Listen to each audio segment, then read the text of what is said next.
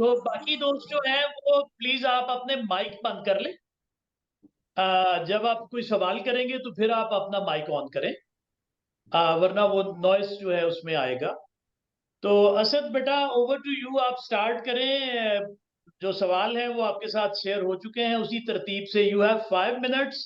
उसके हम्म। बाद फिर जो भी कोई सवाल पूछना चाहेगा वो आपसे पूछ लेगा। तो सही है।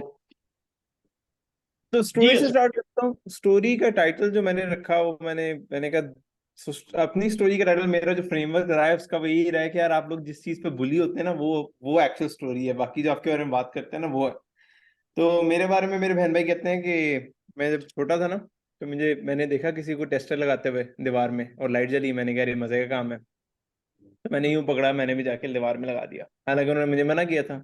उसके बाद मैंने चीखें मारी, रोया, और मैंने कहा मैंने तो करना ही करना था। That was like my rebelliousness उस वक्त ना। और मेरी जो मुझे लगता है ना एक ट्रेट है, जो अभी हम रिसेंटली नई कंपनी के साथ काम शुरू किया, उसमें भी one of the traits I notice is कि यार मुझे जो है ना एक काम को एक खास हद तक करने की मिनिमम जो है ना डेडिकेशन, स्टबर्ननेस है ही है कि यार एक चीज अगर सोच ली है तो उसको एक हद तक लेके जाना है। सही है।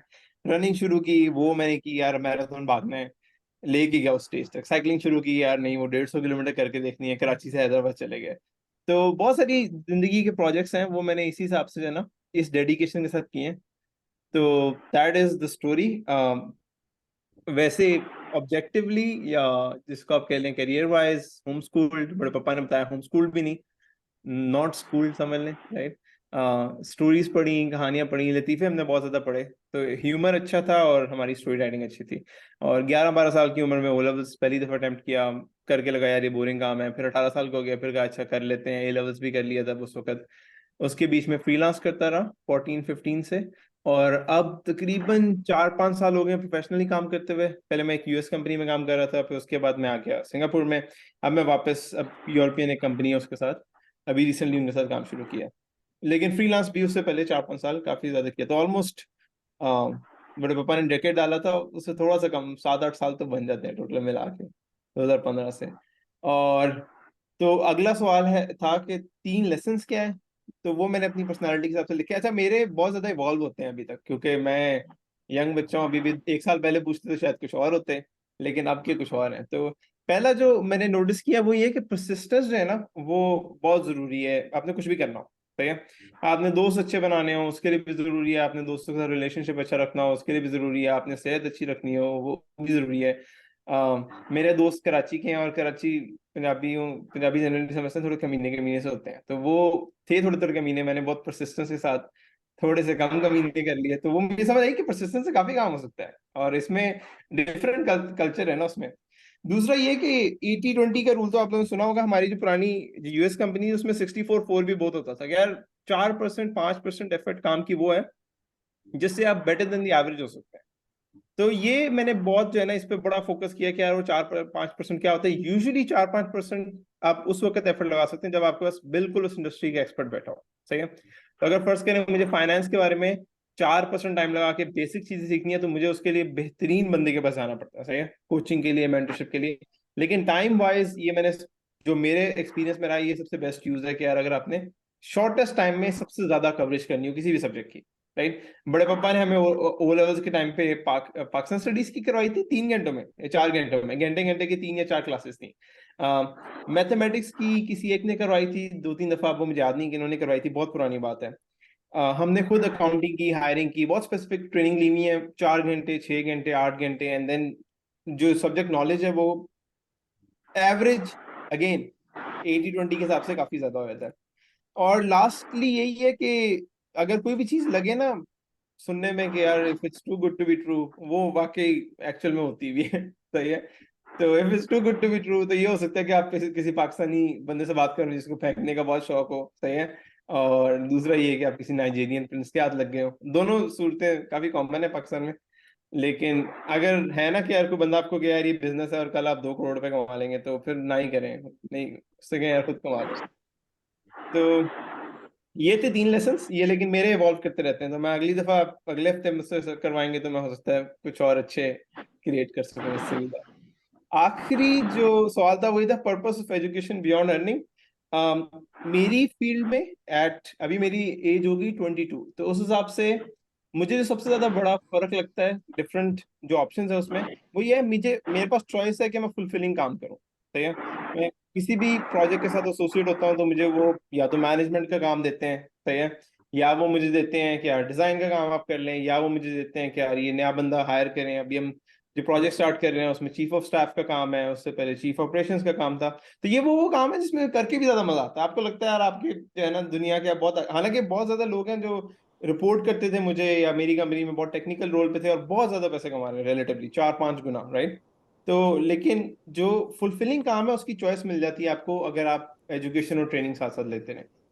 मेरा ख्याल है मेरे 5 मिनट पूरे हो गए। असद जबरदस्त।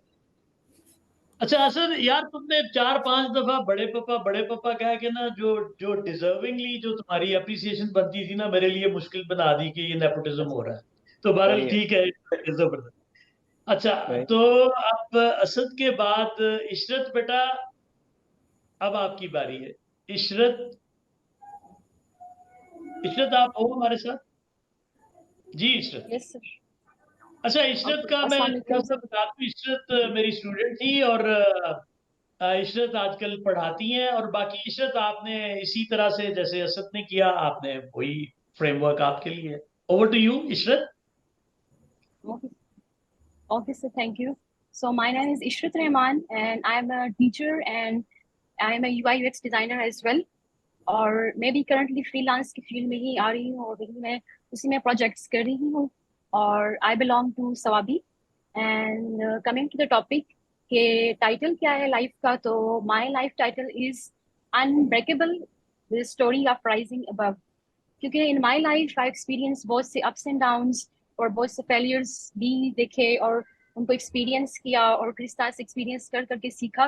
तो इसलिए फिर इसी तरह मैं यहाँ तक आई। तो that's why I give it the title of के story of rising about. And coming to the three lessons that I've learned from my life, number one is के you have to take the responsibility of your life. इसका मतलब ये है कि I think we have to make our self empowered enough कि हम अपने decisions, अपनी चॉइसेस जो हैं वो खुद बना सकें, खुद अपने डिसीजंस कर सकें। Because in my area I have seen and I experience के सिंस चाइल्डहुड जो एक लड़की है तो उसके लिए होता है कि हर मेल गार्डियन, हर father and brother are suppose to be making decisions for her. तो इफ इट्स एजुकेशन है, चाहे वो उसका कैरियर है, या फिर वो इफ इट्स हर मैरिज, तो आई थिंक एक लड़की जो है उसको इतना एम्पावर्ड होना चाहिए कि वो अपने डिसीजन जो है वो खुद ले सके। और बहुत सी लड़कियां लेती भी हैं, बट आई थिंक सिर्फ वो लड़कियां जो इस तरह की सिचुएशन में हैं तो उनके लिए ये चीज टफ होती है थोड़ी सी। तो नंबर वन लेसन मैंने ये सीखा है कि हमें अपनी रिस्पॉन्सिबिलिटी खुद ऑन करनी चाहिए और अपने डिसीजन जो है उनको खुद करना चाहिए, ना कि कोई और हमारे लिए डिसाइड करे कि हमने किस कैरियर को चूज करना है, क्या पढ़ना है, क्या पहनना है, किससे शादी करनी है। So all these decisions, important decisions, which are basic fundamental rights, I believe. तो आई थिंक ये हर लड़की के पास होने चाहिए। So this is number one lesson. और नंबर टू इज के वी ऑलवेज हर्ड कि suffering make you better.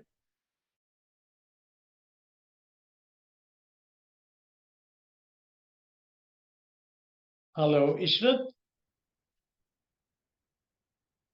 Ishrat की आवाज चली गई है।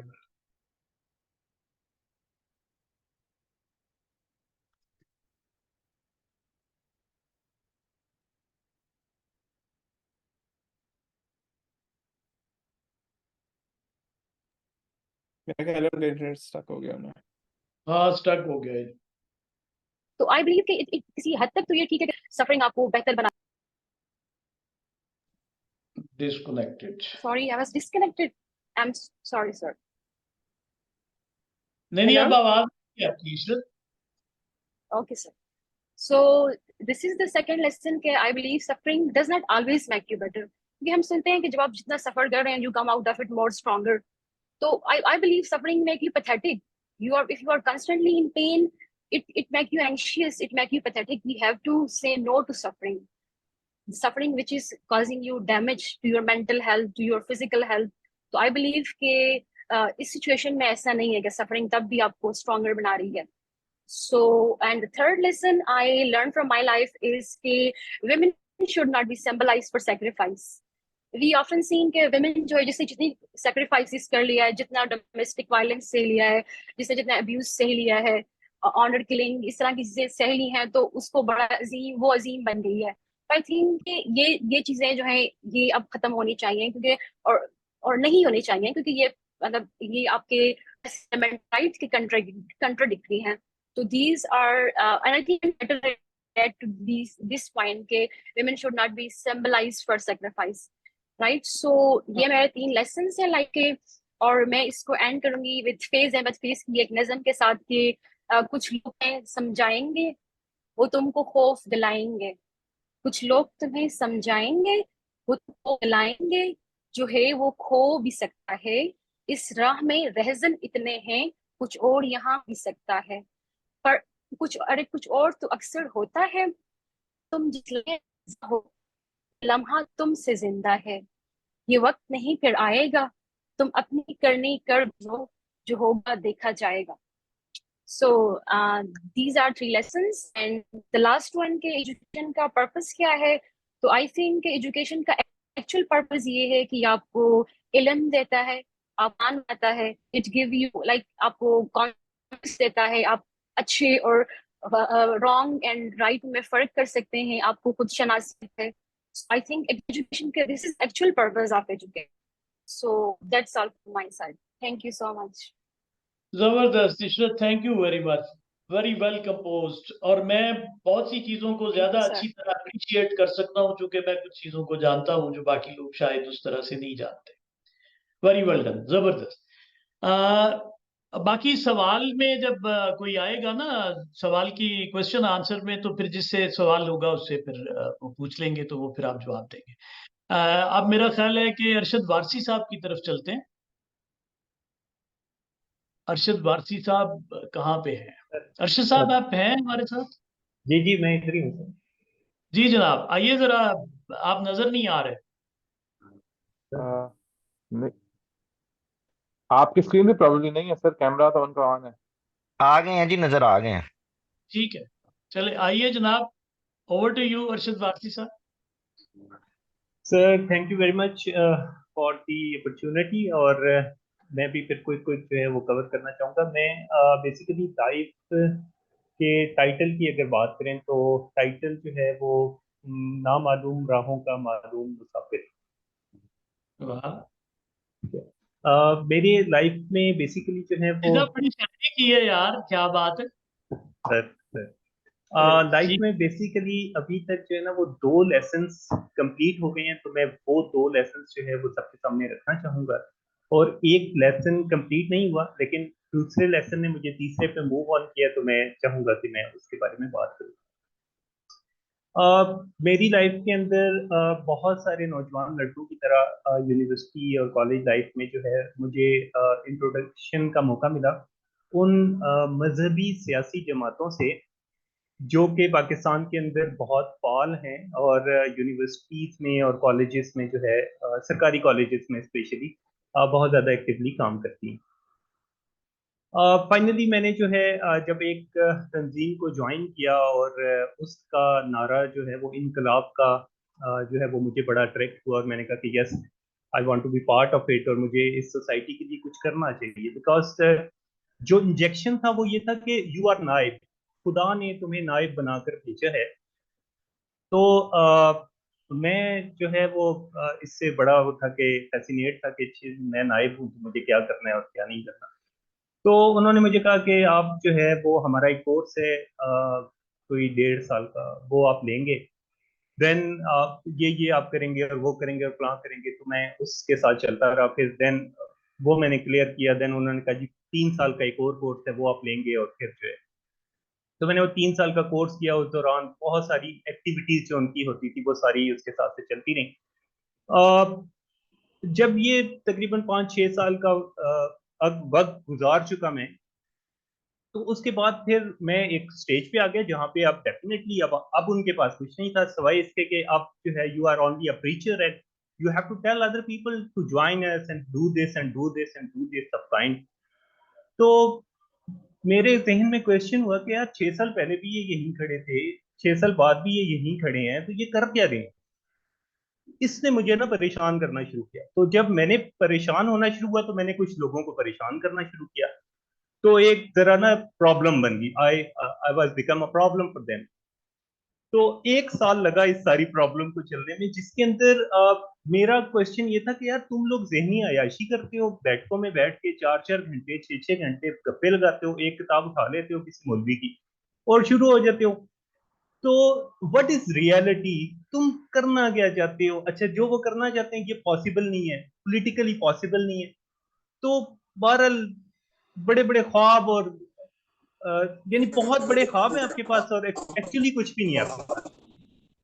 फाइनली फिर मैंने 1 साल लगा के तो उन्हें छोड़ा, और it was a really hard decision for me, क्योंकि वो मेरा पीक पीरियड था 7 इयर्स का, जिसमें मैंने अपने मोहल्ले के मेरे पुराने दोस्त और जो यूनिवर्सिटी में बने थे वो सब नहीं बनाए, और मेरी सारी दोस्तियां, मेरा सब कुछ जो है वो ये तंजीम थी। मुझे बहुत अच्छी तरह से याद है कि मेरी जिंदगी की पहली इनकम 50% इनकम मैं उन्हें पे कर देता था। जो मेरी स्टार्ट अर्निंग थी मैं 50% उन्हें पे करता था। तो that kind of devotion I have. और मेरी तरह के बहुत सारे लोग हैं जो इस तरह के काम करते हैं। हमने कराची में 1 करोड़ रुपए का उस टाइम पे जो है वो एक जगह खरीदी, एंड मैं उसमें बड़ा एक्टिव रोल प्ले करता था, पर व्हाट्सएवर। तो मुझे एक बड़ी अच्छी लर्निंग हुई कि यार इन धोखेबाजों से दूर रहिए जितना मुमकिन हो सके। जो भी तंजीम मजहबी है और वो सियासत का नाम लेती है, वो एक ढोंग है, वो एक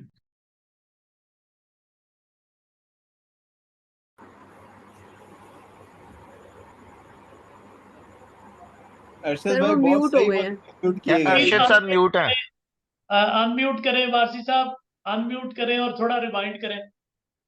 सर जी ये कोई स्टैब्लिशमेंट का काम है म्यूट। आप जिनके बारे में बातें कर रहे हैं वो ऐसे होना था। थोड़ा सा रिमाइंड करें। अब कुछ बातें आपकी रह गई हैं, बड़ी इंटरेस्टिंग बातें थी।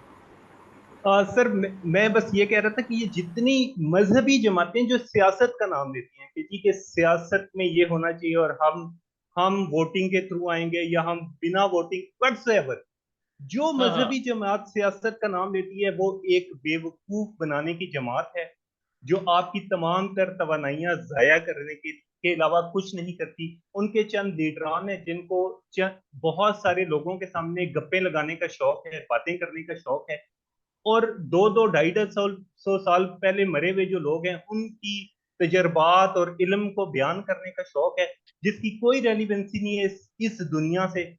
तो ये मेरी पहली लर्निंग है लाइफ की कि यार इन शोबदेबाजों से ना दूर रहिए। और मैं बड़ा पब्लिकली इस पर बात कर सकता हूँ बगैर डरे, हालांकि ये बड़ी दर्द की बात थी, लेकिन बाहर ठीक हो गया। अ, ये ये पहली लर्निंग है। दूसरी लर्निंग सर मेरी शुरू हुई, फिर मैंने इसी की वजह से मैंने जो है वो गवर्नेंस पढ़ना शुरू की। मैं बेसिकली जो है वो इलेक्ट्रॉनिक्स इंजीनियर हूँ और मेरी जॉब भी इसी पे बेस करती है। लेकिन मैंने फिर गवर्नेंस पढ़ना शुरू की और गवर्नेंस के साथ साथ मैंने फिर सोशल वर्क स्टार्ट किया, क्योंकि कुछ करने का इरादा तो था ही। तो तो उसमें मेरी फिर ये लर्निंग हुई कि मैंने शहर जो है वो एक ऑर्गेनाइजेशन नई पीस पे काम शुरू किया और दीगर काम। इस सारे में जो लर्निंग हुई वो ये हुई कि मैं मल्टीपल काम करता रहा। यानी मैं रिसर्च में भी काम करना चाहता था क्योंकि मेरा दिल चाहता था, और मैं जो है वो स्किल्स को डेवलप करने के लिए भी काम करना चाहता था, और मैं पीस को बिल्ड करने के लिए भी काम करना चाहता था, उसकी एजुकेशन भी करना। तो मुझे फाइनली ये रियलाइज हुआ कि ये मेरी गलती थी कि मैं मल्टीपल चीजें करना चाहता हूँ। अगर मैं वाकई इम्पैक्ट क्रिएट करना चाहता हूँ तो मुझे एक चीज करनी चाहिए, सिर्फ और सिर्फ एक चीज, वो कितनी ही छोटी क्यों ना हो, लेकिन वो एक चीज होनी चाहिए। तो ये मेरी जो है लाइफ की लर्निंग रही। इस लर्निंग के नतीजे में मुझे मुझे जो तीसरी चीज के ऊपर मूव ऑन होना पड़ा, या तीसरी लर्निंग जो अभी इन प्रोग्रेस है, जो हुई नहीं है, वो ये थी कि मुझे जो है वो किसी पर्पस के ऊपर जाना चाहिए। यानी कि मैं कोई भी काम कर रहा हूँ या एक इंसान कोई भी काम कर रहा है, तो वो उस काम में पर्पस को अटैच करे, विदाउट पर्पस जो है वो काम ना करे। तो जब पर्पस को फाइंड करने की तरफ मैंने कदम बढ़ाया और उसमें फिर जो है वो सेल्फ एनालिसिस और अपने बारे में जानना और और अपनी वैल्यूज को जानना और अपनी पसंद नापसंद बहुत सारी चीजों को। तो इस सारी चीजों ने मुझे जो है वो एक बड़ी रियलाइजेशन पे शिफ्ट किया, और दैट इज कि अगर जिंदगी का खात्मा करना अगर जिंदगी का खात्मा करना खुदकुशी है, तो शख्सियत का खात्मा करना भी शख्सी खुदकुशी है। ठीक। तो अगर अगर इंसान ने कुछ करना है दुनिया में और अच्छी लाइफ गुजारनी है, तो उसे कम से कम अपनी शख्सियत का पता होना चाहिए। उसे अपनी शख्सियत लोगों को प्लीज करने में, उन्हें खुश करने में, मुआशरे में कायम स्टैंडर्ड्स को फॉलो करने में, मुआशरा उसे कैसे डील कर रहा है इसमें जाया नहीं करनी चाहिए। उसकी अपनी एक जिंदगी है, उसकी अपनी एक शख्सियत है, उसको जरूर फाइंड करना चाहिए और उसके मुताबिक जीना चाहिए। अगर कोई उसके मुताबिक नहीं जीता तो वो अपनी शख्सियत को मारता है। तो ये खुदकुशी से नहीं करनी चाहिए। तो सर, ये तीन मेरी लर्निंग थी लाइफ से, और मैं ये समझता हूँ कि education at the first stage, अगर आप उस स्टेज पे रहते हैं, तो वो सिर्फ और सिर्फ आपको इस मुआशरे में रहने के आदाब सिखाती है। आपको इस सोसाइटी में कैसे रहना है, यानी कि इंसान एक इंसान एक जानवर है, लेकिन उसने एक सोसाइटी में रहना है। तो जब वो सोसाइटी में रहेगा तो कैसे रहे, कैसे बोले, वो कैसे उठे, कैसे खाए, क्या करे, ये सब कुछ उसे जो है वो एजुकेशन सिखाती है। अगर कोई शख्स इससे बाहर निकलना चाहता है, तो फिर यही एजुकेशन होती है जो उसे हेल्प करती है to go beyond and find himself और हर सेल्फ, और अपने आप को पहचानने। तो मुझे लगता है कि एजुकेशन इस तरह से काम करती है। Thank you. एक्सीलेंट अर्शी साहब, थैंक यू वेरी मच। तो अभी आप मौजूद रहिएगा क्योंकि क्वेश्चन आंसर में बातें आएंगी, बाकी तफसीलात। तो अब चलते हैं समरा समरा शौकत। समरा शौकत हैं हमारे साथ जी? समरा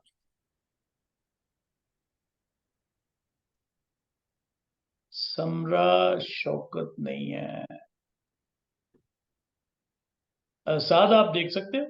मुझे तो नाम भी नजर नहीं आ रहा। हमारे वो नहीं साथ थी मैं। ज्वाइन नहीं किया अभी तक। तो डॉक्टर रियाज हैं हमारे साथ? डॉक्टर रियाज भी नहीं है तो फिर हम जा रहे थे कि जो वक्त फालतू बचे तो डॉक्टर अयाज हैं, डॉक्टर अयाज तो हैं। डॉक्टर जी, जी डॉक्टर अयाज हैं। डॉक्टर साहब आप हैं हमारे साथ? यासर, जी जी, मेरी आवाज आ रही है? आपकी आवाज का आवाज और आ रही डॉक्टर शरीफ की आवाज का क्रॉनिक प्रॉब्लम है 2 साल से मुकालमा 2.0 के साथ। है? आवाज आ रही है अब? जी जी अब आ रही आवाज है। आ रही जी जी आ रही है जी शुक्र डॉक्टर है, साहब। शुक्र है। मैं हमेशा इस पे ना, अच्छा मैं भी थोड़ा सा ढीठ वाक़ई हूँ कि अपना मैं हाँ हेडफोन, ये जो माइक्रोफोन है, ये मैं चेंज नहीं करता। और चले, बहुत बहुत शुक्रिया एक तो ये ऑनर देने का आज के इस सेशन के अंदर। और मैं शुरू वहीं से करता हूँ जहाँ पे वासी साहब ने गुफ्तगू को नहीं नहीं इस तरह नहीं ख़त्म आपने किया। नहीं नहीं डॉक्टर साहब मैं ऐसे ना करें। आपने उसी फ्रेमवर्क को फॉलो करना है जिसको सबने फॉलो किया है। मैं यानी एजुकेशन से शुरू करना चाहता हूँ, नहीं नहीं क्या आप जैसे उसी आप कहते हैं नहीं, चले मैं। आप उसी फ्रेमवर्क को काइंडली फॉलो करें जो सब फॉलो करें। स्टार्ट आपका है कि आप अपनी लाइफ स्टोरी को टाइटल दे दें कोई अगर देना चाहते हैं। दूसरा है कि 3 लेसन जो आपने सो फार लर्न किए और वो चाहते हैं आपके दूसरे भी सीखें। और एजुकेशन लास्ट है। और यू हैव 5 मिनट्स सर। उसके बाद क्वेश्चन आंसर में होगी बाकी बात। डॉक्टर साहब ओवर टू यू नाउ। बहुत बहुत शुक्रिया। आवाज आपकी फिर चली गई है। मुझे पता है कि हेलो, जी जी अब आवाज आ रही है मेरी? जी जी अब आ रही है। मेरा ख्याल है हम यही पूछते रहेंगे आवाज आ रही है कि नहीं आ रही है। नहीं जी जी अब आ रही है जी। नहीं नहीं नहीं, मैं बड़ा क्विक कहूंगा। मैं 30 सेकेंड अपनी और माइनस कर देता हूँ, चलें माइक की वजह से। अच्छा, मैं अपनी अगर लाइफ की स्टोरी को कोई टाइटल दूं, तो मुझे लगता है कि जो काफी सारे टाइटल बन सकते हैं, लेकिन जो कदरे करीब हो सकता है वो एक टाइटल सर्वाइवर का है। अगर मैं अपनी लाइफ को ठीक एक ठीक। टाइटल दूं तो वो सर्वाइवर। अच्छा डॉक्टर साहब आप नजर नहीं आ सकते यार साहब? मैं नजर आ सकता हूँ, लेकिन वो फिर मेरा ख्याल है वॉइस डिस्टॉर्शन हो जाएगी, लेकिन अच्छा मैं ठीक है, चलें ठीक है, इट्स जब ओके, होगी। इट्स ओके, ठीक है। चलिए अब नजर भी आ रही, चलिए टाइटल हो गया जी, 3 लेसन्स डॉक्टर साहब। अच्छा जी, थ्री लेसन्स में जो सबसे पहला मैंने जिंदगी में सीखा, वो मैं बात करना चाहूँगा फेयर से रिलेटेड।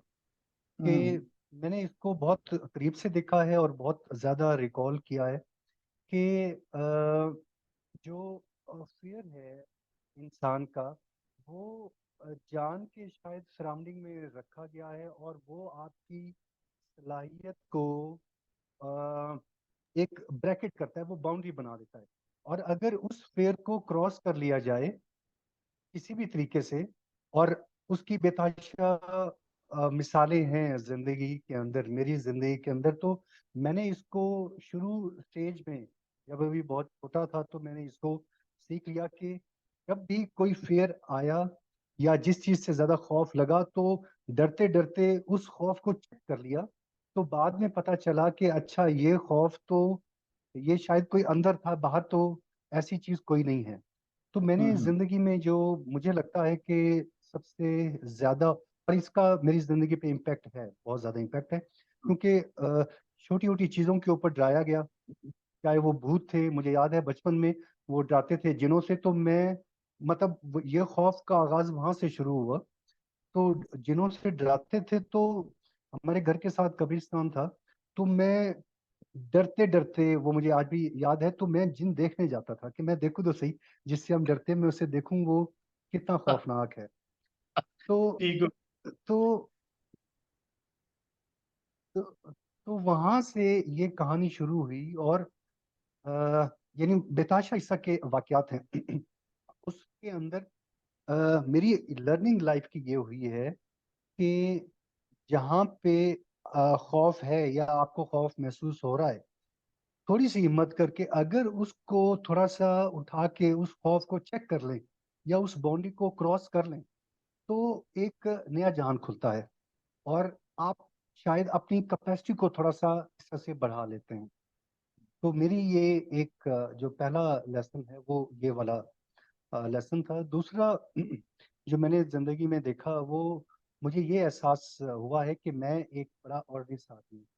जैसे जैसे वक्त गुजरता जा रहा है, या जैसे मैं अपनी लाइफ को रिकॉल करता हूँ, तो मैं ये देखता हूँ कि मेरे साथ इतने ज्यादा लाइक लोग रहे, इतने ज्यादा ज़हीन लोग थे। और उनके साथ जब मैं उस टाइम पे, चाहे वो स्कूल में थे, चाहे कॉलेज में थे, और बहुत ज्यादा तादाद है, तो उनमें से मेजॉरिटी किसी न किसी वजह से कुछ अरसे के बाद मैंने उनको देखा कि वो लोग कोलैप्स कर गए। वो लोग बहुत ज़्यादा टैलेंट होने के बावजूद ज़िंदगी में बहुत पीछे रह गए। और अगर मैं उसका एनालिसिस करूं, तो उसके पीछे शायद जो सबसे बड़ा फैक्टर बनता है, तो मुझे दिखता है, हो सकता है मेरी ये सब्जेक्टिव अंडरस्टैंडिंग हो, वो शायद उनकी इमोशनल बैलेंसिंग का प्रॉपर इंस्टॉल ना होना है, या इमोशनली स्टेबिलिटी की तरफ उनका नहीं था। इंटेलेक्ट उनका बहुत तेज था, लाइक ज़हीन तरीन लोग थे, लेकिन कोई शायद किसी हालात के प्रेशर में अपने आप को मेंटेन नहीं कर सका। कोई ओवर कॉन्फिडेंस में उसने चीजें इस तरह से की। तो एक बड़ी तादाद है वो उन तमाम लोगों की कि जो मेरे इर्द गिर्द रहे, और वो बहुत ज्यादा, मैं उनको यानी एक्नॉलेज करता रहा और करता हूँ कि वो बहुत ज्यादा टैलेंटेड लोग थे मुझसे। और वो लोग लेकिन लाइफ में बहुत पीछे रह गए। और ये मेरी जो लर्निंग है वो ये है, और एज अ टीचर भी, कि शायद जिंदगी में बहुत ज्यादा लाइक होना, बहुत ज्यादा ज़हीन होना, ये शायद इतना ज्यादा मैटर नहीं करता है। ये ज्यादा मैटर करता है कि आप यानी दोस्त कितने शायद अच्छे हैं, आप हमदर्द कितने अच्छे हैं, और आप प्रेशर कितना सह सकते हैं। ये वो तमाम चीजें हैं जो शायद ज्यादा मैटर कर रही हैं। और ये मैं अपने करीब तरीन जो इर्द गिर्द लोग हैं, उनसे मैं मतलब अपना जो डाटा है उसको निकाल के ये मेरा एक लेसन है जिंदगी का, ये मैंने सीखा है। अगर मैं क्विकली, क्योंकि वो 5 मिनट का है तो 4.5 मिनट, जो तीसरा मैं अगर कहूँ तो वो शायद है बुद्ध, जो एक ज़हनों के ऊपर मुस्तलज़ किया गया। वो मैं अगर एक लफ्ज़ में कहूँ तो वो है शायद आइडियोलॉजी का बुद्ध। वो आइडियोलॉजी मुख्तलिफ शेप में है। मैंने इसको बहुत ज़्यादा और कई सालों से मैं इसको देख भी रहा हूँ क्लोजली, और इनको मतलब स्टडी भी करता रहता हूँ। तो मैं शायद अब इस कंक्लूजन तक पहुंचा हूँ, ये मेरा सबक है कि जहाँ पे भी आइडियोलॉजी होती है तो वो आइडियोलॉजी आपको शेप करने के लिए, आपको कंट्रोल करने के लिए होती है। अब ये सारी की सारी आइडियोलॉजीज इसमें शामिल हैं। इसमें शायद नेशनलिटी भी इसके अंदर, वो भी एक आइडियोलॉजी है। चाहे वो रिलीजियस है, चाहे वो सोशल है, चाहे वो कल्चरल है, चाहे वो पॉलिटिकल है, कोई भी आइडियोलॉजी वो बेसिकली आपके पोटेंशियल को लिमिटेड करके एक खास शेप में ढालने की जो आपसे ऊपर स्ट्रक्चर्स हैं उनकी तरफ से ये कोशिश है। और उसको एक तकदीस का नाम दे दिया गया। आइडियोलॉजी के अगेंस्ट बात करना बड़ा टैबू है हमारे माशरे के अंदर, लेकिन मैं उसका आफ्टर यानी मैं उसके असरात देख रहा हूँ, और मैं ये देख रहा हूँ कि आइडियोलॉजी एक ऐसा वेपन है कि जिसके जरिए अच्छों की यानी पूरी सोसाइटी की नाक में नुकेल डाल के उसको घसीट के आप एक तरफ लेके चले जाते हैं। यानी एक कॉन्सेप्ट आपको एक फौज से ज्यादा आपकी हेल्प कर रहा है लोगों को शेप अप करने के लिए। तो मेरा ये एक मानना है कि आइडियोलॉजी को डेलिब्रेट, जो आपको ऊपर कंट्रोल करने वाले तबकात हैं वो डेलिब्रेट इसको शेप करते हैं, और कुछ हालात का भी उसमें एलिमेंट शामिल होता है। लेकिन प्रोसेस गो के ये स्लो है, वो शायद एक जिंदगी में ये प्रोसेस नजर नहीं आता, लेकिन ये ग्रेजुअल प्रोसेस होता है। और उसके अंदर आइडियोलॉजी एक ऐसा टूल है कि जिसके जरिए आप पे मकरूह तरीन काम भी बड़े आराम से करवाए जा सकते हैं। यानी आप ये देखें कि आइडियोलॉजी के ही नाम के ऊपर जितनी कत्ल गारत है वो इसी के नाम के ऊपर हो रही है। चाहे वो रिलीजियस, आप ये देखें ना, आप रिलीजियस आइडियोलॉजी लें, दूसरे आपको दुश्मन लगते हैं, दूसरे आपको जन्म ही दिखते हैं। आप देखें कि किसी भी तरह की आइडियोलॉजी वो आपको एक खास डायरेक्शन पे सोचना सिखाती है। तो मैं इस और ये किताबी बातें नहीं है, ये मैं अपनी जिंदगी और अपनी सराउंडिंग के की ऑब्जर्वेशन की बेस के ऊपर ये मैं कंक्लूड करता हूँ मैं इस लेसन को, कि आइडियोलॉजी की जहाँ पे भी आइडियोलॉजी दिखे कंस्ट्रक्टेड, आप ये समझें कि अच्छा इसमें आपको खास तौर पे बनाया जा रहा है कोई खास काम करवाने के लिए। तो ये तीसरा लेसन मैं इसको इसके ऊपर करूँगा। और लास्ट में शायद रह गया एजुकेशन का। एजुकेशन का पर्पस जो है अर्निंग के अलावा। जी, एजुकेशन का पर्पस। अच्छा, पहले तो मैं ये जो टर्म है शायद एजुकेशन की, मैं इसको एक्सप्लेन करना चाहता हूँ कि ये क्वेश्चन जो आंसर हमारी अंदर के आप क्विकली काइंडली, दो हमारे अभी और पैनलिस्ट बाकी हैं, आप इसका ना चले सिंगल चले मैं वो बता। अच्छा, मैं इसमें अगर सिंगल लाइनर दूं तो मैं ये समझता हूँ कि एजुकेशन का पर्पस अपने तासुबात से ऊपर उठने का नाम होना चाहिए। अगर एजुकेशन आपको अपने तासुबात, अपनी जो हम लेके आते हैं वो कई डायमेंशन की तासुबात हो सकती हैं, प्रेजुडिस या बायसनेस, जो पर्सनल बायसनेस है, अगर आपकी एजुकेशन आपको उससे ऊपर उठा देती है तो मेरे ख्याल में ये उसका एक पर्पस होना चाहिए अर्निंग के अलावा। डॉक्टर साहब जबरदस्त, थैंक यू वेरी मच। स्वाए आवाज की ओकेजनल खराबी के बाकी एक्सीलेंट, जबरदस्त। I really enjoyed your contribution. Doctor Ayaz के बाद समरा शौकत। जी अस्सलाम वालेकुम, मेरी आवाज आ रही है? पहले तो मुझे ये बताइए। वो आपकी आवाज बहुत खनकदार आ रही है, वो डॉक्टर साहब के साथ मसला था, आपका नहीं। अच्छा चलिए ठीक है, दैट्स वेरी गुड। मैं इसलिए पूछ रही हूँ बिकॉज मैंने अभी ड्यूरिंग दैट इस मीटिंग में मैंने शिफ्ट किया है, कुछ इशू हो गया था तो मैं अपने फोन पे शिफ्ट हुई हूँ, तो मुझे थोड़ा ठीक था है, कि आवाज ठीक आनी ठीक है, चाहिए। आवाज अच्छा ठीक जी, था। टाइम ज्यादा नहीं लूंगी।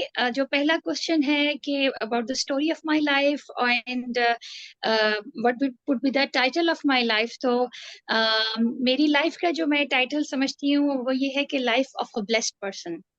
और उसमें मतलब right from the beginning I think that सबसे बड़ी ब्लेसिंग तो that I was born to a Muslim family, and then I was born to very beautiful people. मेरे जो माँ बाप थे, वो ये नहीं कि वो मेरे माँ बाप थे तो मैं इसलिए कह रही हूँ, वो वाकई बहुत प्यारे लोग थे।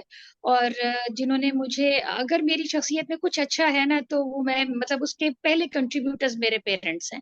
और फिर बहुत अच्छे बहन भाई। मैं ज्यादा थोड़ी सी तेज जा रही हूँ, मुझे कि 5 मिनट में, मैं बोलती बहुत हूँ तो 5 मिनट में पूरी कर लूँ मैं सारी बातें। और उसके साथ जब मैं, हाँ जी, ठीक है, इट्स ओके, इट्स ओके, जब इट्स ओके, आप कीजिए कीजिए जब मैंने कीजिए। तालीम हासिल की तो अगरचे मैं कोई बहुत ज्यादा बड़े बड़े इदारों में नहीं पढ़ी हूँ, लेकिन मैं बहुत बड़े लोगों से जरूर पढ़ी हूँ।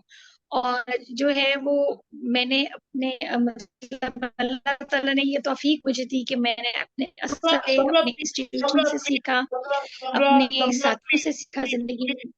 समरा 3 लेसन्स, बाकी डिटेल्स क्वेश्चन जी जी, आंसर, 3 अच्छा लेसन्स जी, और ठीक है, अच्छा ये हो गया। उसके बाद ठीक है ठीक है। अच्छा जी, जो मेरा पहला लेसन मैंने अपनी जिंदगी से सीखा है, वो उसी के अंदर मेरे बाकी 2 लेसन आते हैं। That is love your self. When you love yourself, you have good intentions, you have good habits, and जो आपकी अच्छी intentions है ना, वो आपको लाइफ में हर जगह पर हेल्प आउट करती हैं। वो हेल्प आउट इस तरह से करती है कि आपको खुद भी पता नहीं चलता, लेकिन आपकी हेल्प हो रही होती है बहुत से फैक्टर्स के साथ। तो having good intentions is a must in life, और that is a part of loving yourself, right? And the second lesson about my life is that one should move on.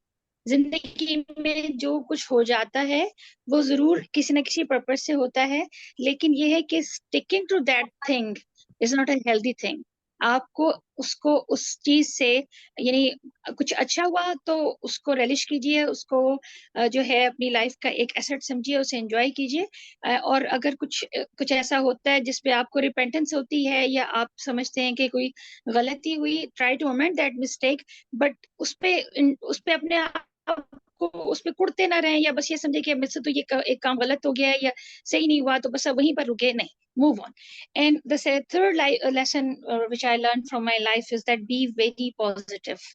Be positive about yourself, be positive about the things that are going to happen to you, and be positive about the people who surround you. It is a must in life, and this is also a part of loving yourself, because if you do not love yourself, then आप positive नहीं हो सकते हैं, ठीक है ना? आप अगर नेगेटिविटी में जाते हैं तो नेगेटिविटी आपको तकलीफ देती है, तो आपने अपने आप से मोहब्बत करनी है, तो जरूरी है कि आप पॉजिटिव भी रहें। अच्छा जी, और एजुकेशन, थर्ड पॉइंट। आपको मेरी आवाज आ रही है सबको? बिल्कुल आ रही, बिल्कुल आ रही, अच्छा जबरदस्त। अच्छा। थर्ड जो चीज है, थर्ड चीज ये है कि जो एजुकेशन का पर्पस है वो लर्निंग, अर्निंग के अलावा क्या है? तो पहली तो बात ये है कि एजुकेशन का पर्पस अर्निंग होना ही नहीं चाहिए। और दूसरी बात ये कि जो एजुकेशन है, it's a contributor in the grooming of your personality, right? And उसके बाद आपने अपनी लाइफ में चलना कैसे है, वो एजुकेशन। और सबसे ज्यादा एजुकेशन जो है ना, उसका फायदा हमें तब होता है जब हम अच्छे इदारों में अच्छे लोगों से के साथ इंटरेक्ट करते हैं। That includes our teachers and our peers, even our class fellows. तो वो तब आपको, और एजुकेशन जो है मतलब वो हमें एंड्योरेंस लाती है, टॉलरेंस लाती है। और लाइफ के जितने लेसन हैं वो हमें किताबें नहीं पढ़ाती हैं, लाइफ के लेसन हमें हमारी तालीम खुद सिखाती है बहुत सारी चीजों से। और सिर्फ एक छोटी सी बात से एंड करूंगी, छोटी सी बात से, that education is not learning thing getting educated from an institution only. Education is, या आप एजुकेट अगर अपने आप को करते हैं तो आप एक लेमैन से भी अपने आप को एजुकेट करते हैं। बात ये है कि आपने उसे रिसीव कैसे करना है। That's all from my side. Samra, thank you very much, thank you. Last but not least, Asma, over to you. Assalamu alaikum again, Asma. आप घर पहुंच जी गई हैं वालेकुम मैम? अस्सलाम। जी जी अल्लाह का शुक्र है, I am stationed at my home finally. Okay. तो ठीक है अस्मा, इसी फ्रेमवर्क जी टाइटल ऑफ द स्टोरी असल में मैं वही कहूँगी जो मैंने शी डेयर्स में जब अपनी स्टोरी नरेट की थी किताब में। उसका टाइटल था success is not final, failure is not fatal, it's the courage to continue that counts.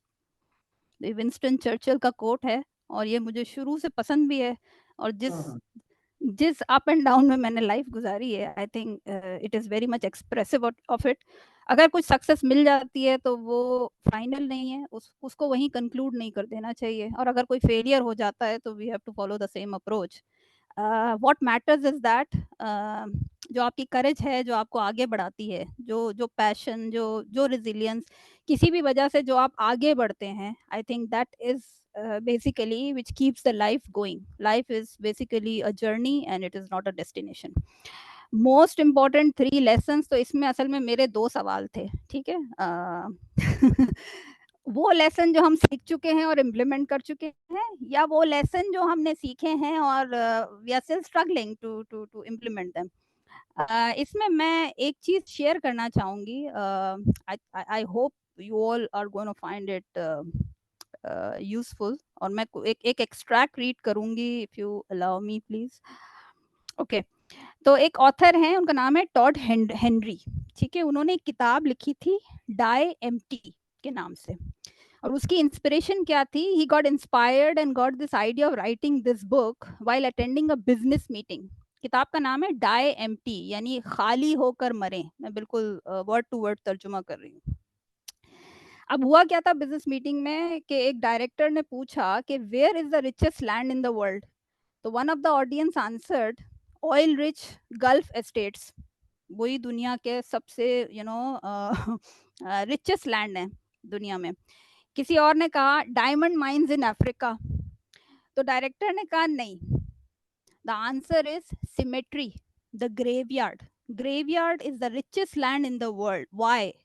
Because millions of people have departed, they have died, and they carried with themselves many valuable ideas alongside.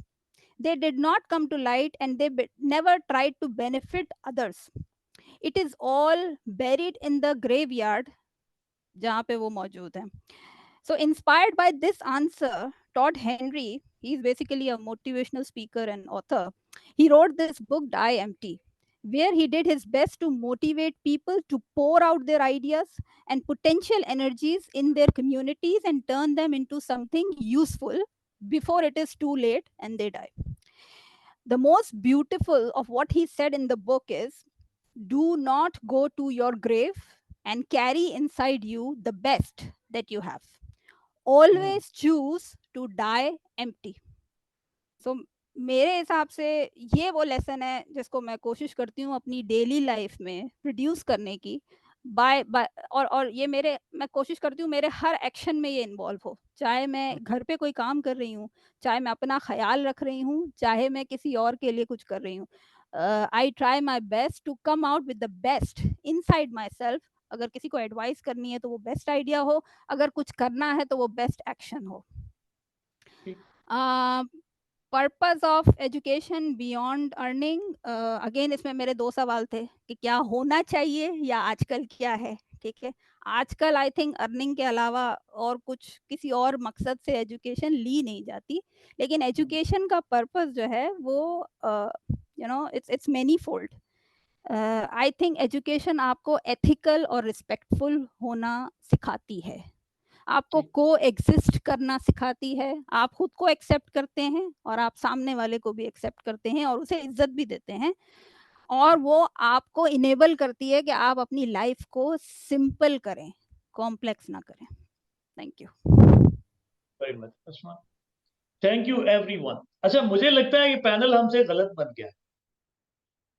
ये इतना सारा powerful panel था, इनको spread करना चाहिए था different panels में। तो बहरहाल एनीवे, अब open to question comment anyone. जी, बाकी जो दोस्त हैं, कोई भी किसी का सवाल, कोई कमेंट।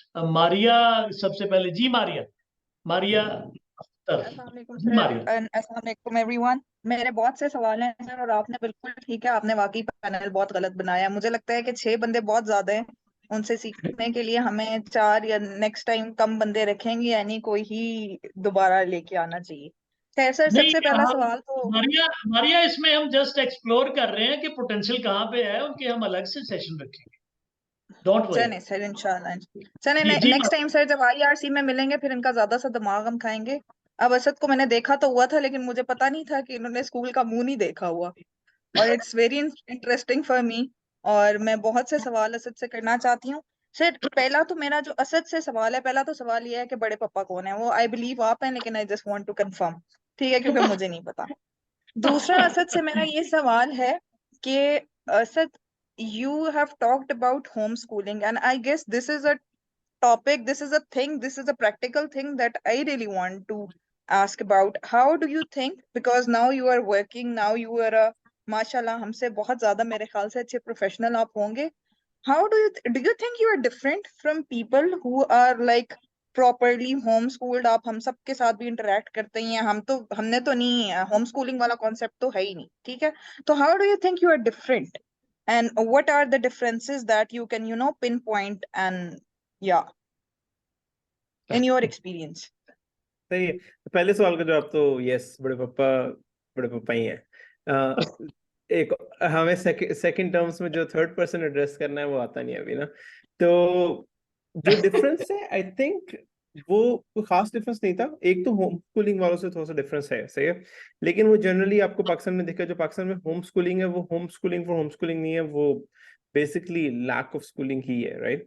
पाकिस्तान में आप जनरली होम स्कूलिंग पेरेंट्स से बात करेंगे, उनके बच्चे डिफरेंट होते हैं, सही है, उन्होंने कोई ना कोई काम किया होता है। होम स्कूलिंग पेरेंट्स यूजुअली आप देखिए मेमन कम्युनिटी में फॉर एग्जांपल हैं, उनके बच्चे they are involved in business from early stages, right. तो there is home schooling in Pakistan थोड़ा सा डिफरेंट रहता ही है। इट्स नॉट, जो ग्लोबल टर्म है होम स्कूलिंग की वो थोड़ी सी डिफरेंट है। उसमें फिर आपके एग्जाम्स वही होते हैं, करिकुलम वही होता है, घर पे ट्यूटर आ रहा है, तो kind of school environment he create कर दिया ना।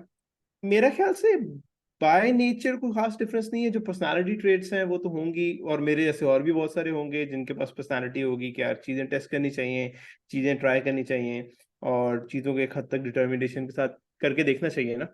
तो वो क्यूरोसिटी तो हर एक में होती है। मुझे जो इन्वायरमेंट मिला उसमें मेरे पास टाइम बहुत था, जो कि अगर आप होम स्कूलिंग पे क्रिएट कर सकें तो वो बहुत यूजफुल है। मतलब मेरे पास सुबह उठूं मैं 9 बजे, तो ना स्कूल जाना है का मतलब है कि आपके दिन में 16 घंटे हैं, कुछ ना कुछ तो करना है ना। And if you feel it positively तो ये बहुत सारे घंटे हैं, सही है, जिसमें कम्यूट आपका निकल गया 2 घंटे का डेली, और आपके जो स्कूल और ट्यूशन की टेंशन निकल गई। जब 4-5 साल का था तब मैंने गेम खेलना शुरू कर दी, जब 8 साल का था तो I started trying to make one, और नहीं बनी मुझसे 2 साल, लेकिन there's a lot of things I tried, और उसके लिए मेरे पास टाइम बहुत था।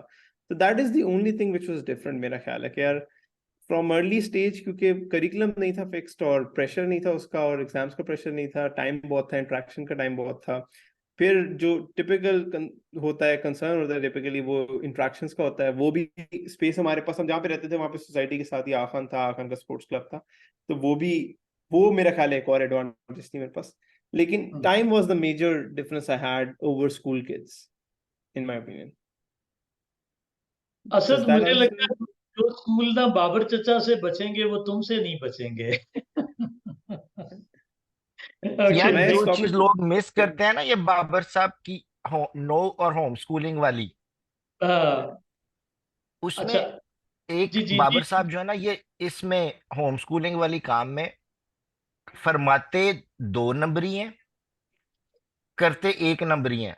अब बात ये है कि आप बच्चों को होम स्कूल तो कर लेंगे, लेकिन बाबर साहब जैसा बाप कहाँ से लाएंगे, और जो इनकी वालदा है उन जैसी अम्मा कहाँ से लाएंगे।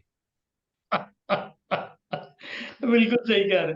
अच्छा, तो असद के साथ ये ना, जो असद बात है ना को सर, ये वाली, कि ये जो, तो इस चीज को ख्याल रखें कि स्कूल जो है, और खास तौर पे हम लोग भी उन्हीं स्कूलों से पढ़े हैं, और सब बहुत सारे लोगों ने उन स्कूलों से सीखा है। ये हमारी बदकिस्मती से नेचर बन गई है कि जनाब हर चीज तबाह हो गई है या हो रही है। लेकिन अगर आप यहाँ पे बैठे हुए 30 लोग भी देखें, तो ये 30 लोग वो हैं जो इस दुनिया को या अपने आसपास के माहौल को बेहतर बनाने के लिए हैं। और इसमें से अच्छे खासे लोग एकेडेमिया से हैं, वो वहां पे कंट्रीब्यूट कर रहे हैं। तो ये जो है बात है ना कि जी वो जो आवर्स हैं 16 आवर्स, जितनी एक्टिविटीज इनको चाहिए, बाबर साहब जो हैं उन्होंने पिछले 20 साल में कोई फॉर्मल जॉब नहीं की 9 to 5 वाली। तो क्या हमारे जो बाकी एवरेज डेटा माँ बाप थोड़ा सा हैं, गलत है लेकिन बाकी सही है। हाँ, अगर वो 9 to 5 जॉब करते हैं और अगर दोनों लोग करते हैं, then how can you even think about that home schooling concept. तो वो सारी चीजें जो हैं वो उनको प्लीज सारी चीजों को कंसिडर करें और उसके बाद ये डिसीजन करें कि जी होम स्कूलिंग या स्कूलिंग वाला काम करना है या ठीक नहीं। ठीक। अच्छा तो शफीक दैट्स साहब, प्रीटी मच इट मैंने सर। तो ऑन सॉरी, लाइटर नोट कहा था, आप सीरियसली डिफेंड करने लग गए। स्कूलों को इतना कोई सीरियस खतरा नहीं है। आई नहीं एग्री नहीं विथ यू। स्कूलों को नहीं, मैं तो सिर्फ ये कह रहा हूं कि अगर आप असद की स्टोरी से ये नतीजा निकालते हैं ना कि जनाब बच्चे होम स्कूल पढ़ के असद या आयशा नहीं या ठीक है, इट्स अब्दुल्ला ओके, जैसे आई एग्री हो विथ यू, जाएंगे, आई तो understand your point. That's the other aspect. Yes yes yes, I know, जी आई जी नो योर पॉइंट। जी जी। ओके ओके जी। डॉक्टर इजाज हैंड रेज कर रहे थे, पता नहीं वो चले गए हैं। अगर हैं हमारे साथ तो काइंडली सवाल कर लें। अगर डॉक्टर इजाज नहीं। जी जी डॉक्टर अस्सलाम वालेकुम। वो सर। एक्चुअली जी एक्चुअली मैं ये जो जब से ये मीटअप का सिलसिला शुरू हुआ है ना, तो वो मैं कुछ इन नहीं हूँ, मैं बिजी था। तो वो ठीक है। अभी मैंने फिर देखा है, तो वो मैं जो एक चल रहा है सिस्टम, जी उसको जी। क्योंकि समझ नहीं पाया, तो दैट्स वाई मैंने फिर वो हैंड डाउन कर लिया है कि बाद में इट्स फिर ओके, कभी मैं इस पे वो करूंगा। It's okay, thank you thank you. तो जी तो जी शुमाइला, जी शुमाइला। अच्छा, पहले तो मैं ये बताना कहूंगी कि बहुत जबरदस्त रहा है सबका ना, बहुत ही मतलब मजेदार वाले लोग थे, बड़े ये तो आपको प्लेजेंट वाले। शुमाइला, आप होस्ट हैं तो ये तो कहना बनता है। ठीक है जी। नहीं नहीं, वाकई मैंने बड़ा इंजॉय किया और बड़ा मैंने इन्वॉल्व होकर सबको सुना है। अच्छा, ठीक ठीक। मेरे दो तीन लोगों से सवाल है, ठीक है। पहला मेरा असल से सवाल है, असल आपने मुझे ये बताना है कि आपने क्या मिस किया है स्कूल ना जाके, और वो बच्चे क्या मिस कर रहे हैं जो स्कूल जा रहे हैं। ठीक है, आपने क्या क्या मिस किया और वो बच्चे जो स्कूल जा रहे हैं वो क्या मिस कर रहे हैं, ये सवाल है। और घंटे में ईश्वर और ईश्वर साहबा से मेरा सवाल है कि उन्होंने कहा कि मतलब ऐसा, मतलब उनकी सारी जो बातें थी ना वो बड़ी अच्छी थी कि वीमेनहुड पे उन्होंने ज्यादा बात की। तो मेरा उनसे सवाल है कि उन्होंने कहा खुद फैसले लें आप, खुद मतलब ना सिलेक्शंस खुद करें। तो हमारी जो सोसाइटी में वो, क्योंकि वो उसका पार्ट है, तो मेरा उनसे, क्योंकि उनका एक्सपीरियंस भी है, तो मेरा सवाल है कि क्या ये इतना आसान है, मतलब हम सोसाइटी में एज अ वुमेन खुद डिसाइड करना सब कुछ। और अर्शद साहब से मेरा सवाल ये है कि इनको 6 साल क्यों लगे किसी एक ऑर्गेनाइजेशन के बारे में जानने में, क्या वो इतनी ब्रेन वॉशिंग कर रहे थे इनकी, या इतने ये डेडिकेटेड थे कि इनको 6 साल के बाद जाके पता चला कि ये लोग हमें क्या सिखा रहे हैं। जबरदस्त। अच्छा शुमाइला, तीनों सवाल बहुत अच्छे हैं। मुझे ना एक अनाउंसमेंट करने दें प्लीज इस दौरान। यस श्योर, अच्छा यस। मैं ये चाहूंगा, हमारे साथ ना तीन हमारे बड़े पढ़े लिखे दोस्त हैं। एक तो लियाक साहब हैं, मैं डॉक्टर नहीं कह रहा, उन्होंने कहा था। दूसरे मिर्जा बिशारत साहब हैं गुजर खान से। मिर्जा साहब भी अस्मा आपकी तरह, इनकी मेरा ख्याल है 3 किताबें तो डेफिनेटली आ चुकी हैं, चौथी भी शायद आ गई हो या आने वाली हो। ये मैं इनको कहता हूँ इंडिजिनस स्कॉलर हैं फ्रॉम गुजर खान। और एक खालिद साहब है, मोहम्मद खालिद महमूद साहब। तो आप तीनों दोस्तों से गुजारिश ये है कि आपने आखिर पे जो है वो जरा थोड़ा सा कमेंट करना है सारी एक्टिविटी पे, और अपनी कोई सुजेशन भी देनी है। तो अब आप इस नजर से बाकी सेशन को जरा थोड़ा सा देखिएगा, और कोई अगर पॉइंट्स लेने हैं तो ले सकते हैं आप। तो ठीक है, असद आपसे सवाल, और जो शुमाइला के सवालात हैं आप जवाब दीजिए। यार वो मुझे जाके पता चलेगा। मैं गया तो था एक दो दफा ट्रेनिंग कराने, एक बहुत पहले, वो भी 2015-16 की बात है। लेकिन आप मतलब फॉर एग्जांपल ये उसी तरह का सवाल है कि यार मैं अगर यूएसए में होता तो मैं क्या मिस कर रहा होता जो मैंने वहां जाके, अभी मैं गया नहीं हूँ, तो जाके बताऊंगा आपको इंशाल्लाह नेक्स्ट ईयर तक।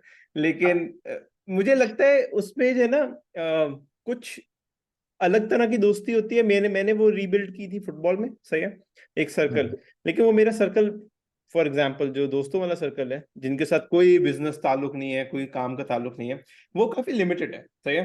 कुछ रनिंग के थ्रू है, कुछ साइकिलिंग के थ्रू है। अगर मैं स्कूल में होता ये मुझे डेफिनेटली पता है वो थोड़ा सा बड़ा होता, सही है। उसका कोई बेनिफिट है वो बाद में, वो अलग बात है, सही है।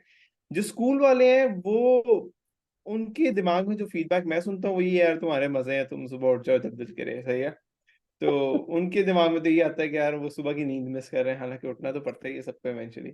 लेकिन उनको लगता है कि यार अगर वो स्कूल ना जाते तो 16-16 घंटे सो सकते थे, जो कि नहीं सोता एक इंसान कोशिश करके भी, लेकिन वो ये मिस करते हैं। उनके दिमाग में ये कि यार सुबह उठना एक बहुत मुश्किल काम है और वो उन बेचारों को करना पड़ता है सिर्फ दुनिया में। ठीक तो ओवर टू द ठीक नेक्स्ट पर्सन। ठीक। इशरत बेटा, आप किधर है?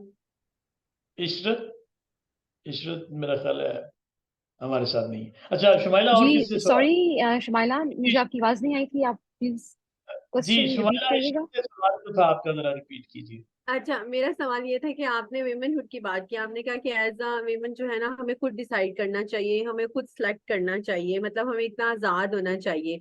तो आपका इसी, आप भी मुआशरे का हिस्सा हैं, और आप मुझे बताएं कि क्या ये इतना आसान है कि अपने लिए हम खुद सिलेक्शंस करें या हम डिसाइड कर सकें? और आपका कैसा एक्सपीरियंस रहा ये, मतलब किस तरह की आपको चीजें फेस करना पड़ी इसमें? तो मैं अगर अपने एक्सपीरियंस से शुरू करूँ तो मेरा अपना एक्सपीरियंस तो ऐसा था कि it's very tough for women to make choices ना, क्योंकि ऐसा होता है कि हमारी सोसाइटी तो सारी पेट्रियार्की की डोमिनेंट है, और स्पेशली इन कैपी के जहाँ पे एक पख्तून वाली कोड है, कोड ऑफ लाइफ, राइट, जो इसी पे बेस करता है कि आपने जो लाइफ, मतलब वो पेट्रियार्की पे बहुत ज़्यादा बेस्ड है। तो आई थिंक यहाँ पे काफ़ी ज़्यादा मुश्किल है, but by educating women and by considering के women is not inferior in any ways, वो उसके पास, उसको अल्लाह ने शऊर दिया है, उसको अच्छी सोच दी है, वो वैसे अच्छा सोच सकती है, वो पढ़ लिख के माशरे में अच्छा रोल अदा कर सकती है। तो आई थिंक इन चीज़ों को कंसिडर करके हम इस कंस्ट्रेंट को ओवरकम कर सकते हैं कि वुमेन जो है she is not inferior, and my experience is worst, I can't talk about this, but anyways it's very difficult कि हम इस चीज़ को कंसिडर करते हुए कि पैट्रियार्की सोसाइटी है, तो इसमें किस तरह से ये किया जाए, कैसे औरत को ये इख्तियार दिया जाए कि वो अपने फैसले खुद करे। तो ये है तो वैसे मुश्किल, इसलिए मैंने तो ये कहा कि मेरा एक्सपीरियंस ये है कि ऐसा नहीं होना चाहिए। अब भी कोई स्कॉलर ही बता सकता है कि इसको कैसे खत्म किया जा सकता है। ठीक ठीक। Thank you. इशरत, और भी कोई शुमाइला, सॉरी, आपका सवाल किसी और से भी था? जी, अरशद साहब से मेरा सवाल था अगला, हाँ उनको अरशद याद है। साहब, आप ये बताइए, आपने इतनी देर से क्यों सीखी ये बात? 6 साल लगा दिए? सर 6 साल का। जी सर, जी अरशद वासिफ। इसके ना दो जवाब है, एक सीरियस है और एक जो है ना वो जरा जवाब मजाइया। देने में भी 6 साल ना लगाइएगा। जी जी सर। जवाब देने में भी 6 साल ना लगाइएगा। Okay sir. हाँ देखिए, इसमें ना मेन चीज ये होती है कि आप जब तक किसी प्रोसेस से गो थ्रू नहीं होते ना, तो आप किसी भी एज पे नहीं पहुंच सकते। यानी कि अगर हम लेट्स सपोज असद की बात करें ना, तो असद के बारे में आज बात करना शायद रेलिवेंट है, लेकिन अगर ये जब 10 साल का था, 15 साल का था, उस टाइम बात करना इररेलिवेंट था, क्योंकि ये प्रोसेस का पार्ट था। हो सकता है ये कामयाब ना होता, तो आप किसको बताते फिरते कि मैंने इसको सारी जिंदगी घर में रखा है। और तो दैट इज समथिंग कि जब आप गुजर रहे होते हैं तो आप लर्न करते जाते हैं, एंड ऑफ द टाइम फिर आपको समझ आती है कि अच्छा यार हो क्या रहा है। अगर आप उसके बगैर आप, मुझे लगता है कि ऐसा मुमकिन नहीं है कि आप क्विकली कुछ चीजों को अंडरस्टैंड कर लेते हैं, तो वो जजमेंट्स में चली जाती है। Experience is something else. तो एक्सपीरियंस के लिए ना एक दफा आपको मार खानी पड़ती है सही से। ये था इसका सीरियस पार्ट। और एक मजाक की बात है कि एक जगह दावत थी और वहाँ बहुत से लोग जो है वो दावत में आए हुए थे। तो एक साहब जो है वहां से जब वापस निकले तो वापसी पे ना वो दीवार पकड़ पकड़ के आ रहे थे। तो रास्ते हुए में गुजरते हुए एक शख्स ने पूछा कि क्या हुआ, आप दीवार पकड़ पकड़ के आ रहे हैं, क्या बहुत ज्यादा खा लिया आपने वहां पे? तो उन्होंने कहा कि अरे मैंने कहाँ खाया है, खाया तो उन्होंने है जो वहीं पड़े हैं। तो दैट इज समथिंग जो वहीं ठीक हो पड़े हैं वो गया, मुझे रियलाइज करते हैं कि आई एम ओके। वो अभी भी उधर ही पड़े हैं। आई गॉट योर पॉइंट, ठीक हो गया, जबरदस्त। अच्छा, डॉक्टर अजमतुल्लाह कुछ सवाल करना चाह रहे हैं, फिर साद को बाद में टाइम। जी डॉक्टर साहब, डॉक्टर अजमतुल्लाह। अच्छा डॉक्टर साहब, एक तो हम एजुकेशन की हमेशा वो कन्वेंशनल डिफिनीशन के साथ आते हैं। I believe के education is to know your place and the things that are related to you, their place. तो डॉक्टर साहब हम आप कांट अलग से, डॉक्टर साहब आपको हम लेंगे पैनल में। नहीं, आप मैं आऊंगा, मैं अपने हिसाब से आऊंगा इंशाल्लाह। किसी से बट सवाल बट होता है, सवाल किसी से है तो आप कीजिए काइंडली। जी जी, सवालात भी है। सवालात डॉक्टर अयाज साहब से है, जी जी। क्योंकि मुझे मुवक्किलात में बहुत ज्यादा दिलचस्पी भी होती है। आमिल बाबा जो यहाँ पे हम दीवारों पे भी देखते होते हैं। डॉक्टर साहब, you are an exceptional case कि आप खुद अपनी एफर्ट के जरिए से निकल आए। I know most of the people even in my area, और यही तावीज जो है वो सेल करते होते हैं। बल्कि इवन अभी गुजरांवाला में भी एक ऐसा केस आया, वो तो निकिया सेल कर रहा था। तो डॉक्टर साहब, कैसे ये मुमकिन हुआ? मतलब आपने आइडियोलॉजी को तो कहा कि उसके हवाले से ज्यादा वायलेंस होती है और उसी के जरिए से ज्यादा एक्सप्लॉइट किया जा सकता है। मतलब जब आप खुद प्रॉब्लम अट्रैक्ट करते हैं तो खुद आप उससे कैसे निकलते हैं? मतलब ये प्रॉब्लम जो है ये आपने खुद अट्रैक्ट किया था, because we are also living in the same society जिनमें हमें जिन्नात और ये भूतों की कहानियां और ये चीजें बताई जाती थी। Even I use to travel in at the time of midnights. मैं ट्रेवल करता होता था, मेरी आदत थी। If I have to go to my house from college Bannu से, मैं पैदल भी आता होता था, क्योंकि मैं एक इरादा बांधता होता था। जैसे असद ये कह रहा है कि मैंने ये करना है तो मैं ये करना है, परसिस्टेंस है। तो डॉक्टर साहब आपने किस तरह किया? एक तो मुझे इसमें थोड़ा सा इंटरेस्ट है। दूसरा, नो डाउट जो इशरत है, मिस इशरत की कहानी से मैं एग्री भी करता हूँ। हमारी पेट्रियार्कल सोसाइटी है, नो डाउट। कुछ वालिदैन जो है मतलब वो बड़ा रोल प्ले करते हैं, और मेरे बहनोई है, उसकी बच्चियां हैं, दे आर बिकमिंग डॉक्टर्स, और उनकी बच्चियां चाइना तक चली गई, मतलब पीएचडी के लिए गई है, एमफिल पीएचडी के लिए गई है। और दूसरी जो बड़ी एक स्ट्रांग खातून है जो मेरी सुपरवाइजर है, मैं हमेशा जब भी जिक्र करता हूँ मैं उसका जिक्र लाजमी समझता हूँ। बेनजीर वुमेन यूनिवर्सिटी की वाइस चांसलर रही, और वो अपने फैमिली को जिस तरह उन्होंने अपनी बहनों को भाइयों को पढ़ाया, सेटल करवाया, उन्होंने अपने वालिद का बेटा साबित करवा दिया सिर्फ एक बंदे की सपोर्ट की वजह से। वो बेटी नहीं थी, वो बेटा था। क्योंकि मैं इन चीजों का आई विटनेस रहा, मैं उनके साथ रहा, मैं पीएचडी करता रहा, मैं उनके घरेलू मामलात से भी बखूबी आगाह था। तो नो डाउट मर्द का होना भी लाजमी होता है पीछे, अगर कोई सपोर्ट करने वाला हो। सोसाइटी गांव टू गांव वेरी करता है, और बंदे टू बंदे भी वेरी करता है, जिस तरह यहाँ पे हम डिफरेंट स्टोरीज सुनते हैं। बहरहाल अयाज साहब मुझे अगर इस बारे में बता दें, क्योंकि मैं चंद ऐसे मुवक्किल वाले लोग हैं उनको मैं फिर गाइड कर सकूं। ठीक हो गया जी। याद साहब, डॉक्टर याद, डॉक्टर साहब आप हैं हमारे साथ? जी जी जी जी, मैं हूँ। मुझे लगता है कि मेरी आवाज आ ही रही होगी जी माइक। अब आ रही है, अब आ रही है। हाँ, पहले धीमी धीमी थी, अब ठीक आ रही एक तो ये कि मुझे क्वेश्चन की पूरी समझ के मैं यानी क्या इसमें बताऊं। मैं तो सिर्फ अपना जो लाइफ का लेसन था वो शेयर है। कर हाँ रहा था, और ठीक। उसमें ये एक मैंने एग्जाम्पल कोट की थी, और उसके पीछे जो चीज है वो शायद इंक्विजिटिव नेचर है। यानी चीजों को एज इट इज मानने की बजाय उनको देखना, उनको वेरीफाई करना, और अपने उस खौफ की दीवार को कि जो आपके गिर्द तामीर की गई है, चाहे वो सोसाइटी ने की है, चाहे वो आपके प्यारों ने की है, को तोड़ना। बेसिकली तो ये था। हाँ, शायद ये इंटरेस्टिंग हो कि मैंने वाकई बहुत तलाश की है एक जमाने में, लेकिन मुझे तो कभी नजर नहीं आए, ना ही मुझे कोई ऐसा शख्स नजर आया कि जिसको नजर आए हो अपने अच्छा, सामने में। आपका यानी ये ऑन अ लाइट।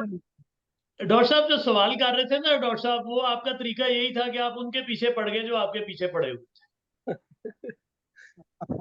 सर, हाँ डॉक्टर शायद साहब, ये लाइफ लेसन, लाइफ एक्सपीरियंस का लाइफ लेसन भी होता है जो हम जनरलाइज करते हैं और लोगों का उसको फायदा होता है। थे।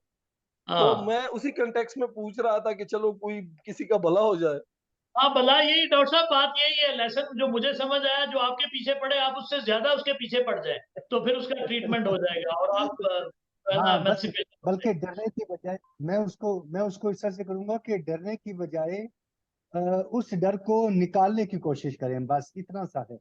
अब ऐसे ही डरने की निकलेगा ना। बजाय उस जी जी जी जी, उसका यह है कि यानी ये जो डर है, और हमेशा लोग उस डर का फायदा लेते हैं, और उसके पीछे कुछ नहीं होता, वो सिर्फ एक एक साइकोलॉजी का दीवार खड़ी होती है। तो अगर इससे कुछ कन्वे हो सकता है तो वो यही कन्वे हो सकता है कि आप उसको खोल के देखें, डरे नहीं, बस उसको खोल के देख लें, कुछ नहीं होता। तो ये सर सारी साइकोलॉजिकल मैं एक छोटा सा सवाल पूछूं? शुमाइला आप होस्ट हैं, आपको इतने सवाल पूछने की इजाजत नहीं, नहीं बस एक होगी। छोटा सा, अगर उनके हाथ में वेपन है और मेरे हाथ में कुछ भी नहीं है तो मैं कैसे ना डरूं? नहीं सॉरी, नहीं बिल्कुल भी नहीं। अच्छा जी, साथ का क्वेश्चन था, एक साथ आप करें। क्वेश्चन रिपीट वैसे भी नहीं परमिसिबल नहीं जी। साथ वेरी क्विकली साथ। ओके। मेरा क्वेश्चन है अरशद वारसी साहब से था। पहले तो जो उन्होंने बात की, आई थिंक बड़ी करेज चाहिए उसके लिए, तो उसके लिए आई रियली अपलॉड हिम। जो मेरा क्वेश्चन था वो ये है कि ऐसी सोसाइटी के अंदर जहाँ ये जो लोग अपनी आइडियोलॉजीज प्रोपोगेट करते हैं, वो अपना राइट कोट करते हैं डिवाइन स्क्रिप्चर से कि भाई ये लिखा हुआ है इसलिए हमारा राइट है, तो उन लोगों को इतनी कंजर्वेटिव सोसाइटी के अंदर हम लोग कैसे चैलेंज करें? जो अपना, अगर आप उनको जो है फिर वो आप पे बड़े लेबल्स लगाते हैं, क्योंकि आप जाहिर है डिवाइन स्क्रिप्चर को आप चैलेंज कर रहे हैं। अगर आप उनको चैलेंज करते हैं तो इस सोसाइटी में हम किस तरह उससे डील करें? बहुत अच्छा क्वेश्चन है। मेरी अपनी नॉलेज या अकल जो है ना वो यूं कहती है कि देखें, जब आप किसी चीज को निगेट करते हैं ना, तो आपके पास कुछ चीज होती है जिसकी बेस के ऊपर आप निगेट करते हैं। तो वो जो पावर होती है ना, फिर वो कहीं ना कहीं दूसरी चीज को सप्रेस करने में आती है। इसमें मैं आपको एग्जांपल दूंगा MQM की। ठीक है, MQM एक सियासी जमात है कराची की, जिसने उस टाइम पे जब कराची नेमतुल्ला और टोटल कराची जो है ना वो उस टाइम पे जमातियों के पास था। तो जब उन्होंने वहां से अपनी सियासत को ऊपर लेके गए, तो सियासत जो है वो उनके हाथों से ली। जब उनके हाथों से ली तो आज ये हालात है कि वहां पे सपोर्टर तो बहुत हैं उनके, लेकिन वोटर्स कोई भी नहीं है। तो द थिंग इज कि अब सिर्फ वो लोग रह गए हैं जो डायरेक्टली इन्वॉल्व हैं उस प्रोसेस के अंदर, या उन लोगों के साथ के उनकी फैमिली के पार्ट है। अदरवाइज बाकी सोसाइटी ने रिजेक्ट किया उन्हें। ठीक है, और उसका इम्पैक्ट फिर बाकी पूरे पाकिस्तान में भी आप देखते हैं। तो कहीं ना कहीं देखें, जब आप किसी चीज के अगेंस्ट बात करेंगे तो फिर कोई और भी करेज करेगा कि यस, मुझे भी बात करनी चाहिए।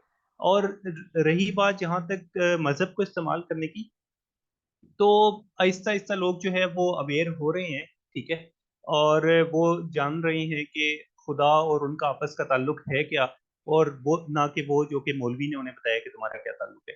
तो चीजें मेरे ख्याल से बेहतर हो रही हैं, लेकिन you have to speak against, मुझे ये लगता है। ठीक, बहुत शुक्रिया। अच्छा हमारे पास जो जितना वक्त बचा है ना, और जितने हमारे दोस्त बाकी जिनको मैंने गुजारिश की कमेंट करने की, राना गुलाम मोहिउद्दीन साहब भी हैं, तो 4 कमेंट हो जाएंगे। तो शुरू करते हैं खालिद साहब से। खालिद साहब क्विकली, हमने टाइम पे खत्म करना है, ये चैलेंज है। अभी 20 मिनट है हमारे पास। जी खालिद साहब। जी सर, ऐसा है कि मैंने थोड़ा लेट ज्वाइन किया। असद, ठीक है। इशरत और अरशद साहब की बात मैं नहीं सुन सका, तो सिर्फ 3 पैनलिस्ट की बात मैंने सुनी है। एक अयाज साहब हैं, अस्मा है, और तीसरा नाम मैं भूल गया। तो 3 जो है ना मैंने पैनलिस्ट की बातें सुनी हैं, बहुत अच्छी लगी। उन्होंने जो बातें की, कुछ याद साहब की एक बात की मुझे समझ नहीं लगी कि जो उन्होंने आइडियोलॉजी की बात की, पता नहीं वो कह रहे थे कि आइडियोलॉजी तो कई है, कुछ सिर्फ रिलीजन की आइडियोलॉजी नहीं है। खालिद साहब एक गुजारिश करूं, जो बात समझ नहीं लगी उसको छोड़ दें, जिसकी समझ लगी उस पर कॉमेंट कर लें। बाकी पे हम करेंगे जब मिलेंगे ना, तो उस पर हम बात कर लेंगे। तो बस मेरा कमेंट यही है सर कि बहुत अच्छा था। जो है ना मैं अप्रिशिएट करता हूँ कि तीनों जो जिन लोगों की मैंने बातें सुनी हैं, तो बहुत मजा आया, बहुत क्लैरिटी थी उनकी बातों में। बहुत शुक्रिया उनका। ठीक हो गया, बहुत शुक्रिया। जी मिर्जा बिशारत साहब। मिर्जा साहब, ये आपके साथ लियाकत साहब हैं, और बड़े अरसे से ये आपका तकाजा करते थे कि मिर्जा साहब से मुलाकात करनी है, तो ऑनलाइन मुलाकात आज आपकी हो रही है। जी मिर्जा बिशारत साहब। मिर्जा साहब अनम्यूट करें। मिर्जा साहब स्टक हो गए हैं मुझे लगता है वैसे ही। मिर्जा साहब।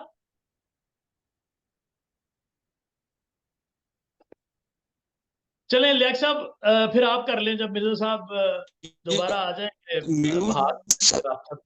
जी लियाकत साहब, आप बताएं कैसा एक्सपीरियंस आपका? तो पहला था, तो आपका कैसा एक्सपीरियंस क्या है? लियाकत साहब अनम्यूट करें। लेक साहब मिर्जा आप साहब म्यूट कर म्यूट लिया, आई करें। थिंक हमें ज्वाइन कर लिया है मिर्जा बशारत ने। लेक साहब को विजान म्यूट कराना पड़ेगा, पहली दफा बैठे हैं कैमरे पे।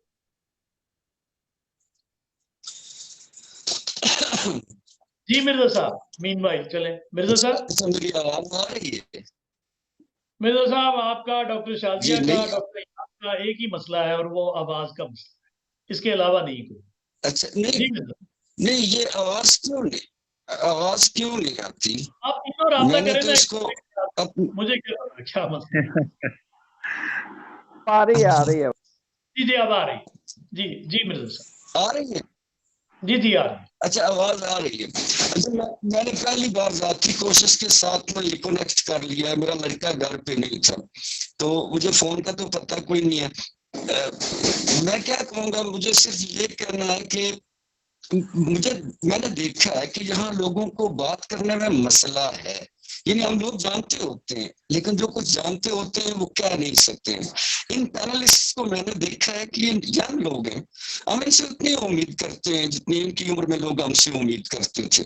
लेकिन अच्छा ये लगा है कि ये अपनी बात कह लेते हैं, तो ये मेरे लिए बहुत खुशगवार है। बाकी लोगों के ख्यालात हैं और लोगों की जिस तरह ज़वात हैं उस तरह से उनके ख्यालात भी यूं अच्छा लगता है। अपनी तरफ से सोचना, अपनी तरफ से करना। इत्तेफाक से इन दिनों मैं तालीम पे लिख रहा हूँ, बल्कि इस साल के दौरान से लिख रहा हूँ। आज मैंने तालीम और शऊर पे लिखा, तो मैं खुलासे से कहता हूँ कि मैंने ये लिखा कि मेरे नजदीक तालीम जो है वो किसी तहजीब की जो दरियाफ्तें हैं उनके इरसाल का इंतजाम है। और शऊर को मैंने तायुनात कहा, और मैंने कहा कि ये तायुनात वजूद और वजूद दोनों के होते हैं। तो यही बातें हमारे दोस्तों ने की और मुझे बहुत अच्छी लगी है, कुछ मेरी तस्दीक कर दी है। बिलाखिर किताब तो मेरा इन्हीं लोगों के साथ है। तो और हाँ, किसी ने जिन्नों की बात की, तो इस पर एक प्रोग्राम रख ले। मैंने दिन की रोशनी में 3 बार जिन को देखा, इतने नजदीक से कि छू सकता था, लेकिन सब मुझे पता नहीं था कि ये जिन है। जब मैं वहां से गुजर चुका और एक कदम ही निकल चुका, मैंने पलट के देखा वो नहीं है। तो ऐसा मैं बड़ा महसूस हुआ उससे। तो और ये तो मैंने सैकड़ों बार देखे होंगे जानवरों की शक्ल में, लेकिन इंसानी शक्ल में दिन के दौरान मैंने 3 बार देखे। तो वह होते हैं, क्योंकि वहां ऐसे मैं आपको वो तफसीलात नहीं बता सकता। और मुझे क्या कहना चाहिए, और ये कि मुझे ये कहना चाहिए कि ये सिलसिला बहुत अच्छा है। हमारे नौजवानों को कोशिश, देखिए आप जितना भी जानते हो, अगर आप कह नहीं सकते हैं तो उसका कोई फायदा नहीं है। कह भी सके और करके दिखा भी सके। यानी जहाँ ये कहने से ना, जब आप कहते हैं तो फिर आप उसके मुताबिक बनना भी चाहते हैं। ये कहना बहुत जरूरी है, खामोशी से करने से ज्यादा बहुत जरूरी है। ये कहना आपको जिम्मेदार बनाता है, एक मुवज़्ज़िफ इंसान बनाता है। आप फिर दूसरे फिर एक्सपेक्ट करने लग जाते हैं, आप भी समझने लग जाते हैं कि हमें अपनी बातों के मुताबिक बनना है। हमारे यहाँ बदकिस्मती से कहने का रुझान या रवाज कम है और करने का ज्यादा है, और वो वारदात के तौर पे करने कैसा है। तो ऐसे ऐलानिया से खुल खिला के करना चाहिए, सिलसिला चलना चाहिए। बहरहाल बहुत शुक्रिया, मुझे अच्छा लगा है, आप इज्जत देते हैं। मैं तो आपका काश्तकार हूँ, मुझे तो पढ़ने लिखने से मतलब नहीं, और मैंने कोई अपनी जिंदगी में खास काम भी कोई नहीं किया कि मैं अब बताना शुरू कर दूं कि मैं ये हूँ, मैं काश्तकार हूँ बस। इससे ज्यादा मैं क्या हूँ। बहुत शुक्रिया, बहुत नवाज़िश, आपने मुझे सुन लिया, इज्जत दी, वक्त दिया, मेहरबानी है सर। बहुत शुक्रिया, बहुत शुक्रिया, क्या बात। जी जी लेक साहब, अच्छा सर, आज हाँ था जी सेशन, आप बताइए क्या आपका कमेंट है, ओवरऑल एक्सपीरियंस कैसा है? जी, मुझे सभी शुरका की गुफ्तगू बहुत अच्छी लगी। खास तौर पे अरशद अपने जो है ना अरशद वारसी साहब, उनकी गुफ्तगू में वो अमली झलक बहुत ज्यादा थी और वो मुझे इम्प्रेस किया उन्होंने। एक जाती सवाल उनसे मैं पूछना चाहता हूँ कि वो जो 7 वारसी लिखते हैं, क्या वो वारसी सिलसिले की मुनासबत से लिखते हैं? क्योंकि वो जिस मजहबी ग्रुप की उन्होंने बात की है ना जी, वो तो नहीं हो सकता। वारसी ग्रुप जो है वो जरा मुख्तलिफ चीज है।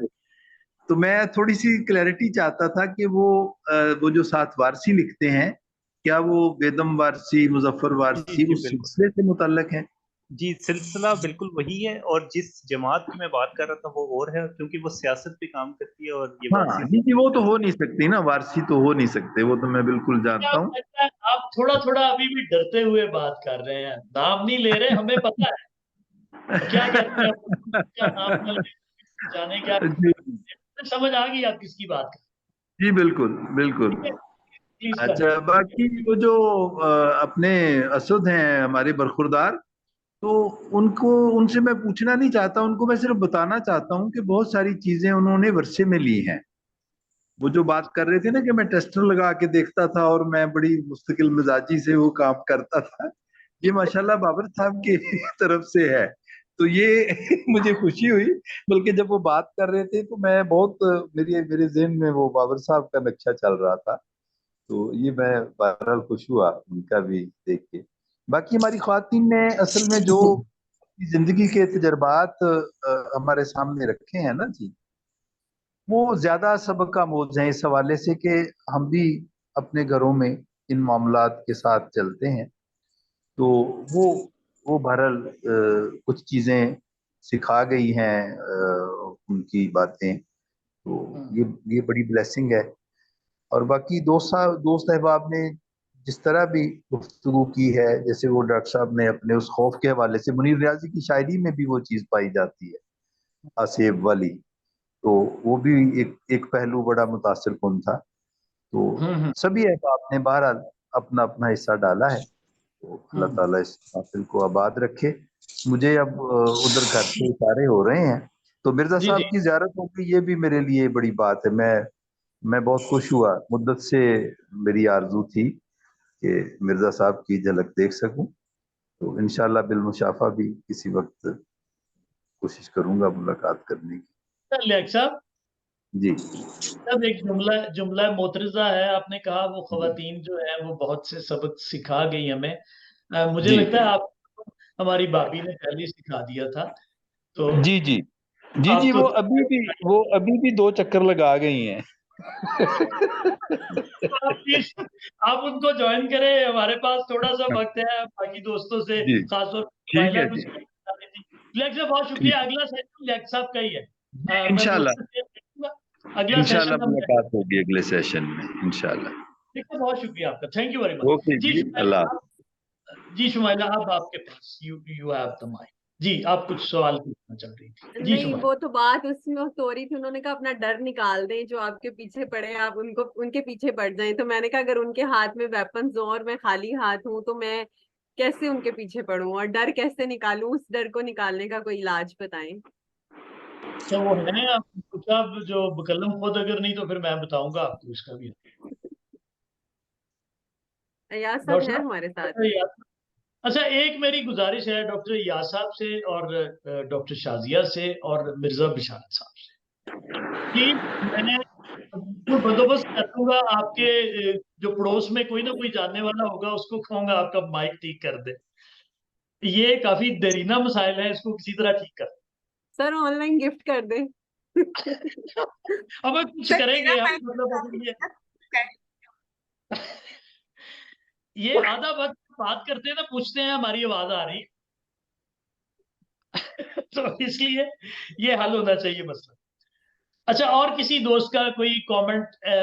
अच्छा, शफीक साहब बैठे हुए हैं, शफीक साहब से मैं चाहूंगा, शफीक साहब आप कमेंट करें प्लीज, और फिर उसके बाद हम 10 बजे जो है ना ऐलान कर देंगे। अच्छा, इनसे बातें डॉक्टर इरम, लोगों ने, शफीक साहब एक मिनट प्लीज, डॉक्टर इरम कुछ पूछना चाह रही। जी जी इरम, सॉरी मैं डॉक्टर कह दिया आपको आपकी इजाजत के बगैर। जी जी इरम। कोई बात नहीं सर, मुझे उम्मीद है इंशाल्लाह इस मंथ के आखिर में मेरा वाइवा हो ही जाएगा। मुझे सुपरवाइजर ने कुछ क्या टिप्स बात है, दिए हैं चले इस फिर, मंथ। एक पार्टी पहले भी ड्यू है आपकी तरफ, ये दूसरी हो जाएगी। जी जरूर। हाँ, जरूर चले सर, मैं करिए बात। गवर्नमेंट जी प्लीज प्लीज। जी जी इरम। वो इशरत कह रही थी ना कि हमें इजाजत नहीं होती। मैं इशरत को बताना चाह रही थी कि ये सिर्फ उनका मसला नहीं है, हर जगह मसला है। अब देखिए ना, मैं 25 साल मुझे जॉब में भी हो गए, हाफ सेंचुरी मेरी जिंदगी की भी हो चुकी हुई है, लेकिन अभी भी मैं अपने फैसले खुद नहीं कर सकती। मैं मतलब मैं सोचती हूँ बहुत सारी बातें, मैंने अपनी बेटी को जिस जगह दाखिल कराना चाहा था, मेरे हस्बैंड ने कहा नहीं वहां नहीं कराना, जहाँ उनकी मर्जी थी वहां पे वो दाखिल हुई, वो मेरी मर्जी से नहीं दाखिल हुई। खैर तो इरम, मतलब आज हम आज खवातीन, किधर है? आपके हस्बैंड नहीं है प्रोग्राम में, इसलिए आप इतनी जसारत कर रही हैं। और क्या और क्या सर, वो गए हैं। ठीक हो वो गया। ओरी दोस्त आए साहब हुए है, हैं, तो ओरी साहब है, जी जी, हाँ जी वही साहब है। ये रिकॉर्डिंग हो मेरा रही है। सलाम कीजिए। मुझे बता दें, अगर इसको वहां से काटना है तो मैं कटवा सकूंगा। नहीं सर, कोई नहीं, मैं अब उन्हें कह देती हूँ, इतनी मुझ में अब हो गई है कि मैंने कह देती हूँ। ठीक हो तो ठीक हो। तो वैसे मेरी ट्रांसफर करवा दी बलवाल, हालांकि मैं उस वक्त थीसिस कर रही थी और मैंने उनसे रिक्वेस्ट की थी कि मेरी ट्रांसफर ना कराएं, लेकिन उन्हें मुझसे बताए बगैर ही मेरी ट्रांसफर करा के मुझे जो है बता दिया कि तुम्हारी ट्रांसफर होगी। मतलब बहुत से फैसले हमारी जिंदगी हम कर ही नहीं सकते, हालांकि अब प्रोफेशनल भी होते हैं, वर्किंग लेडीज भी होते हैं, तो ठीक। मैंने तो यही देखा है। मैं कुछ और कहना दूसरी चाहती बात ये जी जी इरम, आप कंप्लीट करें प्लीज, उसके बाद किसी और ने भी बात की है, और मुझे सर दूसरी बात सी जी द जी नेम। जी चलें जी इरम, जी जी प्लीज। सर दूसरी बात ये कि ये बात एक हकीकत है कि जब तक घर से सपोर्ट ना हो ना, कोई कुछ नहीं बन सकता। मैंने एमएससी किया, एमफिल किया, मैं पीएचडी कर रही हूँ, ये सारी मेरी अम्मी की और मेरे अब्बू की मेहनत है, जो उन्होंने मुझे सपोर्ट किया है। वो खड़े हो जाते थे फैमिली के सामने। जैसे मैंने यूनिवर्सिटी में दाखिला दिया तो शोर मच गया था कि लड़कियां लड़कों के साथ जाके पढ़ेंगी, हमारी मौलवी बैकग्राउंड था ना तो मेरे अब्बू जी ने कहा नहीं मेरी बेटी पढ़ेगी ना, तो मैंने पढ़ लिया। तो मतलब ये सर सपोर्ट बहुत जरूरत है घर से, तो ये अल्लाह का शुक्र है मुझे मेरे बहन भाइयों को मिली है, तो हम अम्मी अब्बू की तरफ से तो हम पढ़ लिख लिए हैं थोड़ा बहुत। जी सर, बस यही ठीक कहना इरम, था बहुत मैं। बहुत शुक्रिया आपका, थैंक यू वेरी मच। अच्छा, और कोई किसी का कोई क्विक कमेंट अगर है तो प्लीज। ये जो बात है ना सर खवातीन के हवाले से, आई एंडोर्स इट कम्प्लीटली। और ये जो खवातीन है यहाँ पे, ये बेसिकली एक रोल मॉडल है। और इन लोगों की जो स्ट्रगल है, यकीन करें, इससे जो अगली जनरेशन्स है उनके लिए बहुत सारी चीजें इनकी वजह से आसान हो जाएंगी। यानी अगर इरम यूनिवर्सिटी गई हैं, तो अब जो खानदान में इधर उधर के जो लोग हैं उनके लिए ये एक मॉडल एग्जिस्ट करता है। रही बात वो जो जैसे हमारे मीडिया वाले कहते हैं तो क्लीशे, लेकिन इट्स गुड। ये जी आजादी जो है ना, देता कोई नहीं है, लेनी पड़ती है। तो ये जो खवातीन हैं, they have to stand up for their rights, and I think you are doing an amazing job। यहाँ पे हमारे इस ग्रुप में भी बहुत सारे लोग हैं जिनको मेरी बातें इस वक्त जहर लग रही हैं, लेकिन this is what ये has आपने to be किसका done। अंदाजा लगाया? शफीक साहब, कौन सा टूल है आपके पास जानने का? हैं ये कौन सा टूल है आपके पास जानने का कि बहुत सारे सर, लोग ये हैं? बातें बिलमुशाफा करने वाली हैं। ठीक हो गया, ठीक हो गया, ठीक हो गया। मेरा जो है ना जनरल नोशन, मतलब जो मेरे जानने वाले हैं वैसे तो बहुत कम है, लेकिन जो मैंने जनरल एक वो सर्वे किया है मुख्तलिफ कॉन्वर्सेशंस से और मुख्तलिफ चीज़ों टॉपिक्स को छेड़ के, तो ठीक हम ठीक। में से अब जो मर्द हजरात है ना, हम्म उनमें 70% के करीब लोगों के अंदर एक छोटा सा तालिबान मौजूद है। ठीक। ये है मेरा एनालिसिस लोगों से बात करके। जो सेंसिटिव टॉपिक्स हैं, ये जो सर मैं बातों थोड़ा की सा हद इधर तक मर्दों बड़ा के सा हक है। में बात करना चाहूंगी। Sorry, everyone talks about women rights. मैं ये कहूंगी कि सिर्फ मर्दों के अंदर नहीं, हर औरत के अंदर भी ना थोड़ा थोड़ा तालिबान मौजूद है। थोड़ी सी पावर मिलने की देर है। हमारा एज अ नेशन ही ना, हम सबको आदत है बॉस बनने की, ठीक है? तो वो जिसको थोड़ी सी पावर मिल जाए ना, वही कहता है मैं ही तालिबान हूँ, बस सारी मेरी बात मानो। दैट तो इज ये द ओनली कौन है कमेंट भाई? That I want. तो ये आई कौन है? Salute these women. ये कौन? एक एक मिनट, एक मिनट, एक मिनट शफीक साहब, ये जो लास्ट कमेंट था किसका था? मैं जानना चाह रहा हूँ। सर ये मारिया मारिया अख्तर था। अब्बासी का कमेंट था। ओ मारिया, अच्छा, ये आपसे ही एक्सपेक्ट किया जा सकता है। मारिया, आप रीडर्स क्लब में आ रही है ना नेक्स्ट सर सेशन में? इंशाल्लाह सर, पढ़ के आना। मैं कोशिश कर रही हूँ। ठीक हो गया। अच्छा, शफीक साहब और मैं डॉक्टर शाजिया कुछ कहना चाह रही हैं। मैं चाहूंगा कि हमारे जो पैनलिस्ट थे ना, उनको एक लास्ट पे एक मौका दें, एक एक जुमला कहने का। उससे पहले डॉक्टर शाजिया जी, उसके बाद जो पैनलिस्ट हैं जो मौजूद हैं। जी डॉक्टर शाजिया। सर बहुत शुक्रिया। दो बातें सिर्फ कहना चाहती हूँ। आई होप कि मेरी आवाज क्लियर आ रही है। आप होस्ट हैं डॉक्टर शाजिया, मैं आपको बार बार याद कराऊंगा, आप और जी शुमाइला और जो होस्ट हैं। जी जी तो सर चलिए। मैं सवाल नहीं कर सकती? हाँ कर सकते हैं, क्यों नहीं कर सकते। ठीक है। अच्छा, सिर्फ सिर्फ दो बातें कहना चाहूंगी कि अभी जैसे जैसे मारिया ने जिक्र किया और उन्होंने मतलब फौरन वो सपोर्ट में आ गई, ठीक है। तो शायद हमारे माशरे में तो ऐसी बात कहना ना, शायद उन लोगों की जो अपने तजुर्बात, यहाँ पे जो खवातीन बड़े तजुर्बात होंगे लोगों के, बड़ी सीरियसनेस उनकी लेसन्स में और उसमें, तो शायद ऐसी बात कहना उसको निगेट कर देता है। तो मैं उसको सपोर्ट नहीं करूंगी ऐसी किसी बात को, क्योंकि लोगों की लाइफ में काफी सफरिंग है ना, और हमें उसको उसी सीरियसनेस के साथ लेना चाहिए। तो ये एक पैट्रियार्कल सोसाइटी है जिसमें पावर इम्बैलेंस बहुत ज्यादा है। तो ये सारी चीजें अपनी जगह पे मौजूद है। ठीक है। दूसरी एक और बात के, एक और किसी हमारे पैनलिस्ट ने एक बात की थी, वो लव योर सेल्फ वाली। उस आइडिया से सर मैं बहुत डिसएग्री करती हूँ।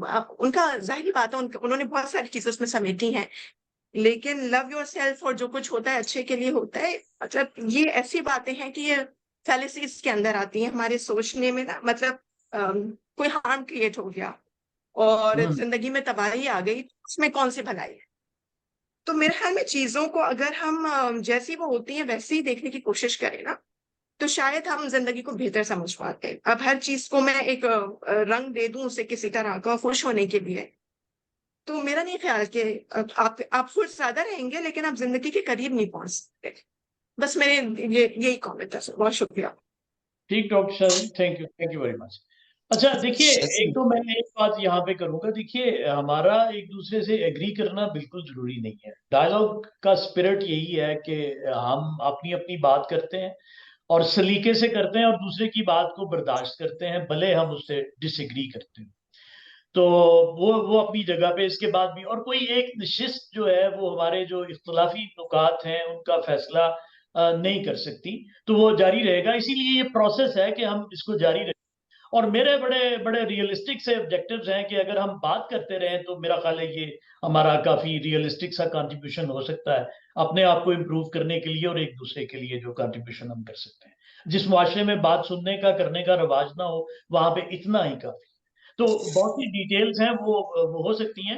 अगर मैं नेक्स्ट टाइम डॉक्टर आपदा को बुलाऊंगा तो वो उसी तरह वो कहती है मैं फेमिनिस्ट नहीं हूं, मैं एंटी फेमिनिस्ट हूं। तो मतलब एक पोजीशन है उनकी। आज ही मेरी उनसे बड़ी डिटेल में बात हुई थी। तो ठीक है, आर्गुमेंट है, इट्स ओके, फाइन, वंडरफुल। अब मैं रिक्वेस्ट करूंगा अपने जो पैनलिस्ट जो मौजूद हैं, प्लीज आप एक एक जुमला बोलिए और अपना एक्सपीरियंस शेयर कीजिए कि आपको ये कैसा लगा, जो भी आप कहना चाहें, व्हाटएवर। तो उसके बाद फिर हम इसको क्लोज करते हैं, जो कि हमने तय किया है। सॉरी मैं इंटरप्ट कर रही हूँ। वो सर मिर्जा जो है उन्होंने हैंड रेस किया हुआ है, वो मेरा ख्याल है कोई बात करना चाह रहे हैं। मिर्जा साहब ने। हाँ जी, मैं एक बात कहना चाहता था लेकिन वो बात आपने कह दी है। मैं यही कहना चाहता था कि देखें, मेरी आवाज आ रही है? जी जी आ रही मिर्जा साहब। मैं गुजारिश वही करना चाहता था जो आपने कर दी है कि देखें, हम मिल बैठते हैं तो एक दूसरे को सुनने के लिए मिल बैठे, हम एक दूसरे की मुजाहिमत के लिए यहाँ नहीं है। मुझे बहुत कोफ्त होती है जब इस तरह से इख्तलाफी आरा सब इस तरह, तो हम मजालिस को उजाड़ देंगे। हम मिल बैठ सकते हैं जब एक दूसरे को बर्दाश्त कर सकते हैं। आप थोड़ा ज्यादा नहीं, बिल्कुल बर्दाश्त के अंदर ही बातें हो रही, तो इट्स ओके, फाइन। वो आपने कह दी वो बात, वही बात मैं कहना चाहता था कि देखिए, एक मोहब्बत का, एक मुफाहमत का माहौल बनाए लोग, ताकि जज्बे से बात कर सकें, अपने आप को कह सकें। ये प्लेटफॉर्म जो है बुनियादी तौर पर अपनी बात कहने के लिए होना चाहिए, दूसरों को सिखाने के लिए नहीं, क्योंकि हम सारे ही काफी सीखे हुए हैं, जाहिर है ये सारे पढ़े लिखे लोग हैं, और यह सीखने के अमल में हम एक दूसरे से सीख रहे हैं। बजाय इसके कि हम एक दूसरे पर तनकीद करें, हम एक दूसरे को सह लें, बर्दाश्त कर लें। हमें भी तो लोग बर्दाश्त कर रहे हैं हमारी बहुत सारी कमियों और कमजोरियों के साथ। बहुत शुक्रिया। बिल्कुल मिर्जा साहब, जी बहुत शुक्रिया, thank you very much, thank you very much. जी पैनलिस्ट, ओवर टू पैनलिस्ट। जी किसी भी आप तरतीब से बोल सकते हैं, जो भी माइक लेना चाहे। जी अस्मा प्लीज। प्रोग्राम वाज गुड, मुझे अच्छा लगा, काफ़ी लोगों की बातें सुनने को मिली। अगर इसको रैपिड फायर राउंड कर दिया जाए, मेरा एक सजेशन है, तो आप उसको उस तरह भी टेस्ट कर सकते हैं। आई थिंक आंसर्स जो हैं वो इंस्टेंट आएंगे और दिल से आएंगे और बिना सोचे आएंगे, तो वो स्पॉन्टेनियस होगा। दूसरी चीज़, एक छोटी सी करेक्शन है, जो इशरत साहिबा ने शायद जो कता पढ़ा था, वो फैज़ का नहीं है, वो फहमीदा रियाज का। ठीक, थैंक यू। और कोई बात अस्मा? लोग हमें समझाएंगे, वो तुमको खौफ ठीक, दिलाएंगे, ठीक है। It's okay. और जी, और मैं ये कहना चाहूंगी कि विमेन एम्पावरमेंट पे काफ़ी बात, तो अगर आपको एक रियल लाइफ की इंस्पिरेशनल स्टोरीज पढ़नी है, तो मेरी अपकमिंग बुक है शोर, वो उसी बारे में है, और उसमें आपको सारे एलिमेंट्स मिलेंगे जो जिस पे हमने अभी बातें सुनी हैं और कही हैं। तो आपकी इजाज़त से जब वो मार्केट में प्लेस होगी अभी इंशाल्लाह अगले हफ्ते या उसके बाद, तो मैं उसे शेयर करना चाहूंगी ताकि आप लोग उसे लेके पढ़ सकें। आप ऐसा करें, हमारी टीम में से किसी के साथ भी शेयर कर लें, हम उसे शेयर कर देंगे ग्रुप में, ठीक है। थैंक यू और सो मच। मैं आपका दोबारा सबके मौजूदगी में शुक्रिया भी अदा करना चाहता हूँ कि आपने, और मैं इंश्योर भी करना चाहता हूँ कि अगली किताब भी मुझे वैसे ही मिल जाएगी जैसे आपने पहली भेजी थी। आपका बहुत शुक्रिया। आपकी दोनों किताबें पिछली जो थी वो बड़ी अच्छी थी, और मैंने वो पढ़ी भी है। एक तो पढ़ी है, और दूसरी वो हिस्सा उसका पढ़ा जो आपने मुझे रिकमेंड किया था, और वो जो आपकी अपनी स्टोरी थी, और that's a wonderful. Thank you very much. और जी सर, मैंने जी और नहीं जो तो मैं मेरे ख्याल से जी सर, आप बात करें। हाँ, मैं ये कह रहा था, मैंने कहा जो सबसे मजे की डिस्कशन थी वो सबके अंदर का तालिबान वाली थी, मेरा ख्याल है। ये स्टेटमेंट बहुत एक्यूरेट है, और जैसे नहीं इसका अब हमें वो एविडेंस ढूंढना चाहिए कि यार पाकिस्तानियों के साथ एक प्राइवेट तालिबान भी अटैच्ड है, पर्सनैलिटी का पार्ट है। वो मेरा ख्याल है सबका ही होता है। Yes, thank you very much, great, जबरदस्त। अच्छा जी समरा। जी बहुत शुक्रिया एक तो मुझे इसमें शामिल करने का, और दूसरा जो है वो सभी की बातें बहुत अच्छी थी और बहुत आप उनसे सीख सकते हैं। और डॉक्टर शाजिया बहुत शुक्रिया डिसएग्रीमेंट का भी, और आपसे कभी फेस टू फेस मुलाकात हो तो मैं अपनी जो मैंने आपको लेसन ऑफ दी लाइफ का ये कहा, मैं उसकी एक्सप्लेनेशन दे सकती हूँ। डॉक्टर शाजिया जी आपकी फेस टू फेस मुलाकात होगी तो फिर मैं बताऊंगी कैसे डिसएग्री करते हैं। मैं बहुत खुशी से मिलने को तैयार हूँ। Thank you for the criticism. Thank you very much for the criticism, and जो बाकी हमारे बहुत वैल्यूएबल लोग यहाँ पर हैं, बहुत शुक्रिया। वैसे तो मैं एक अपनी पोजीशन क्लियर करना चाहती हूँ कि किसी शख्स पे क्रिटिसिज्म नहीं है, मैं एक पॉइंट ऑफ व्यू की बात कर रहा हूँ। I understand. अच्छा, किसी के अपने लाइफ के लेसन हैं। अच्छा डॉक्टर शाजिया, जितना इसको क्लैरिफाई करने की कोशिश करेंगी ना, उतना ये इंटेंसिफाई होगा। Don't do it, it's okay, it's wonderful, कोई इशू नहीं है। थैंक यू एवरीवन, और खास तौर पे मिर्जा साहब आपका बहुत शुक्रिया, लियाकत साहब का बहुत डॉक्टर शुक्रिया। साहब अगर मुझे एक शॉर्ट क्लेरिफिकेशन के लिए एक शॉर्ट सिर्फ थोड़ी सी जनाब व्हाई नॉट। डॉक्टर साहब, ये जो तालिबान का वर्ड यूज हो रहा है ना, वो तालिबान को मैदान में उतारने वालों का जिक्र नहीं होता।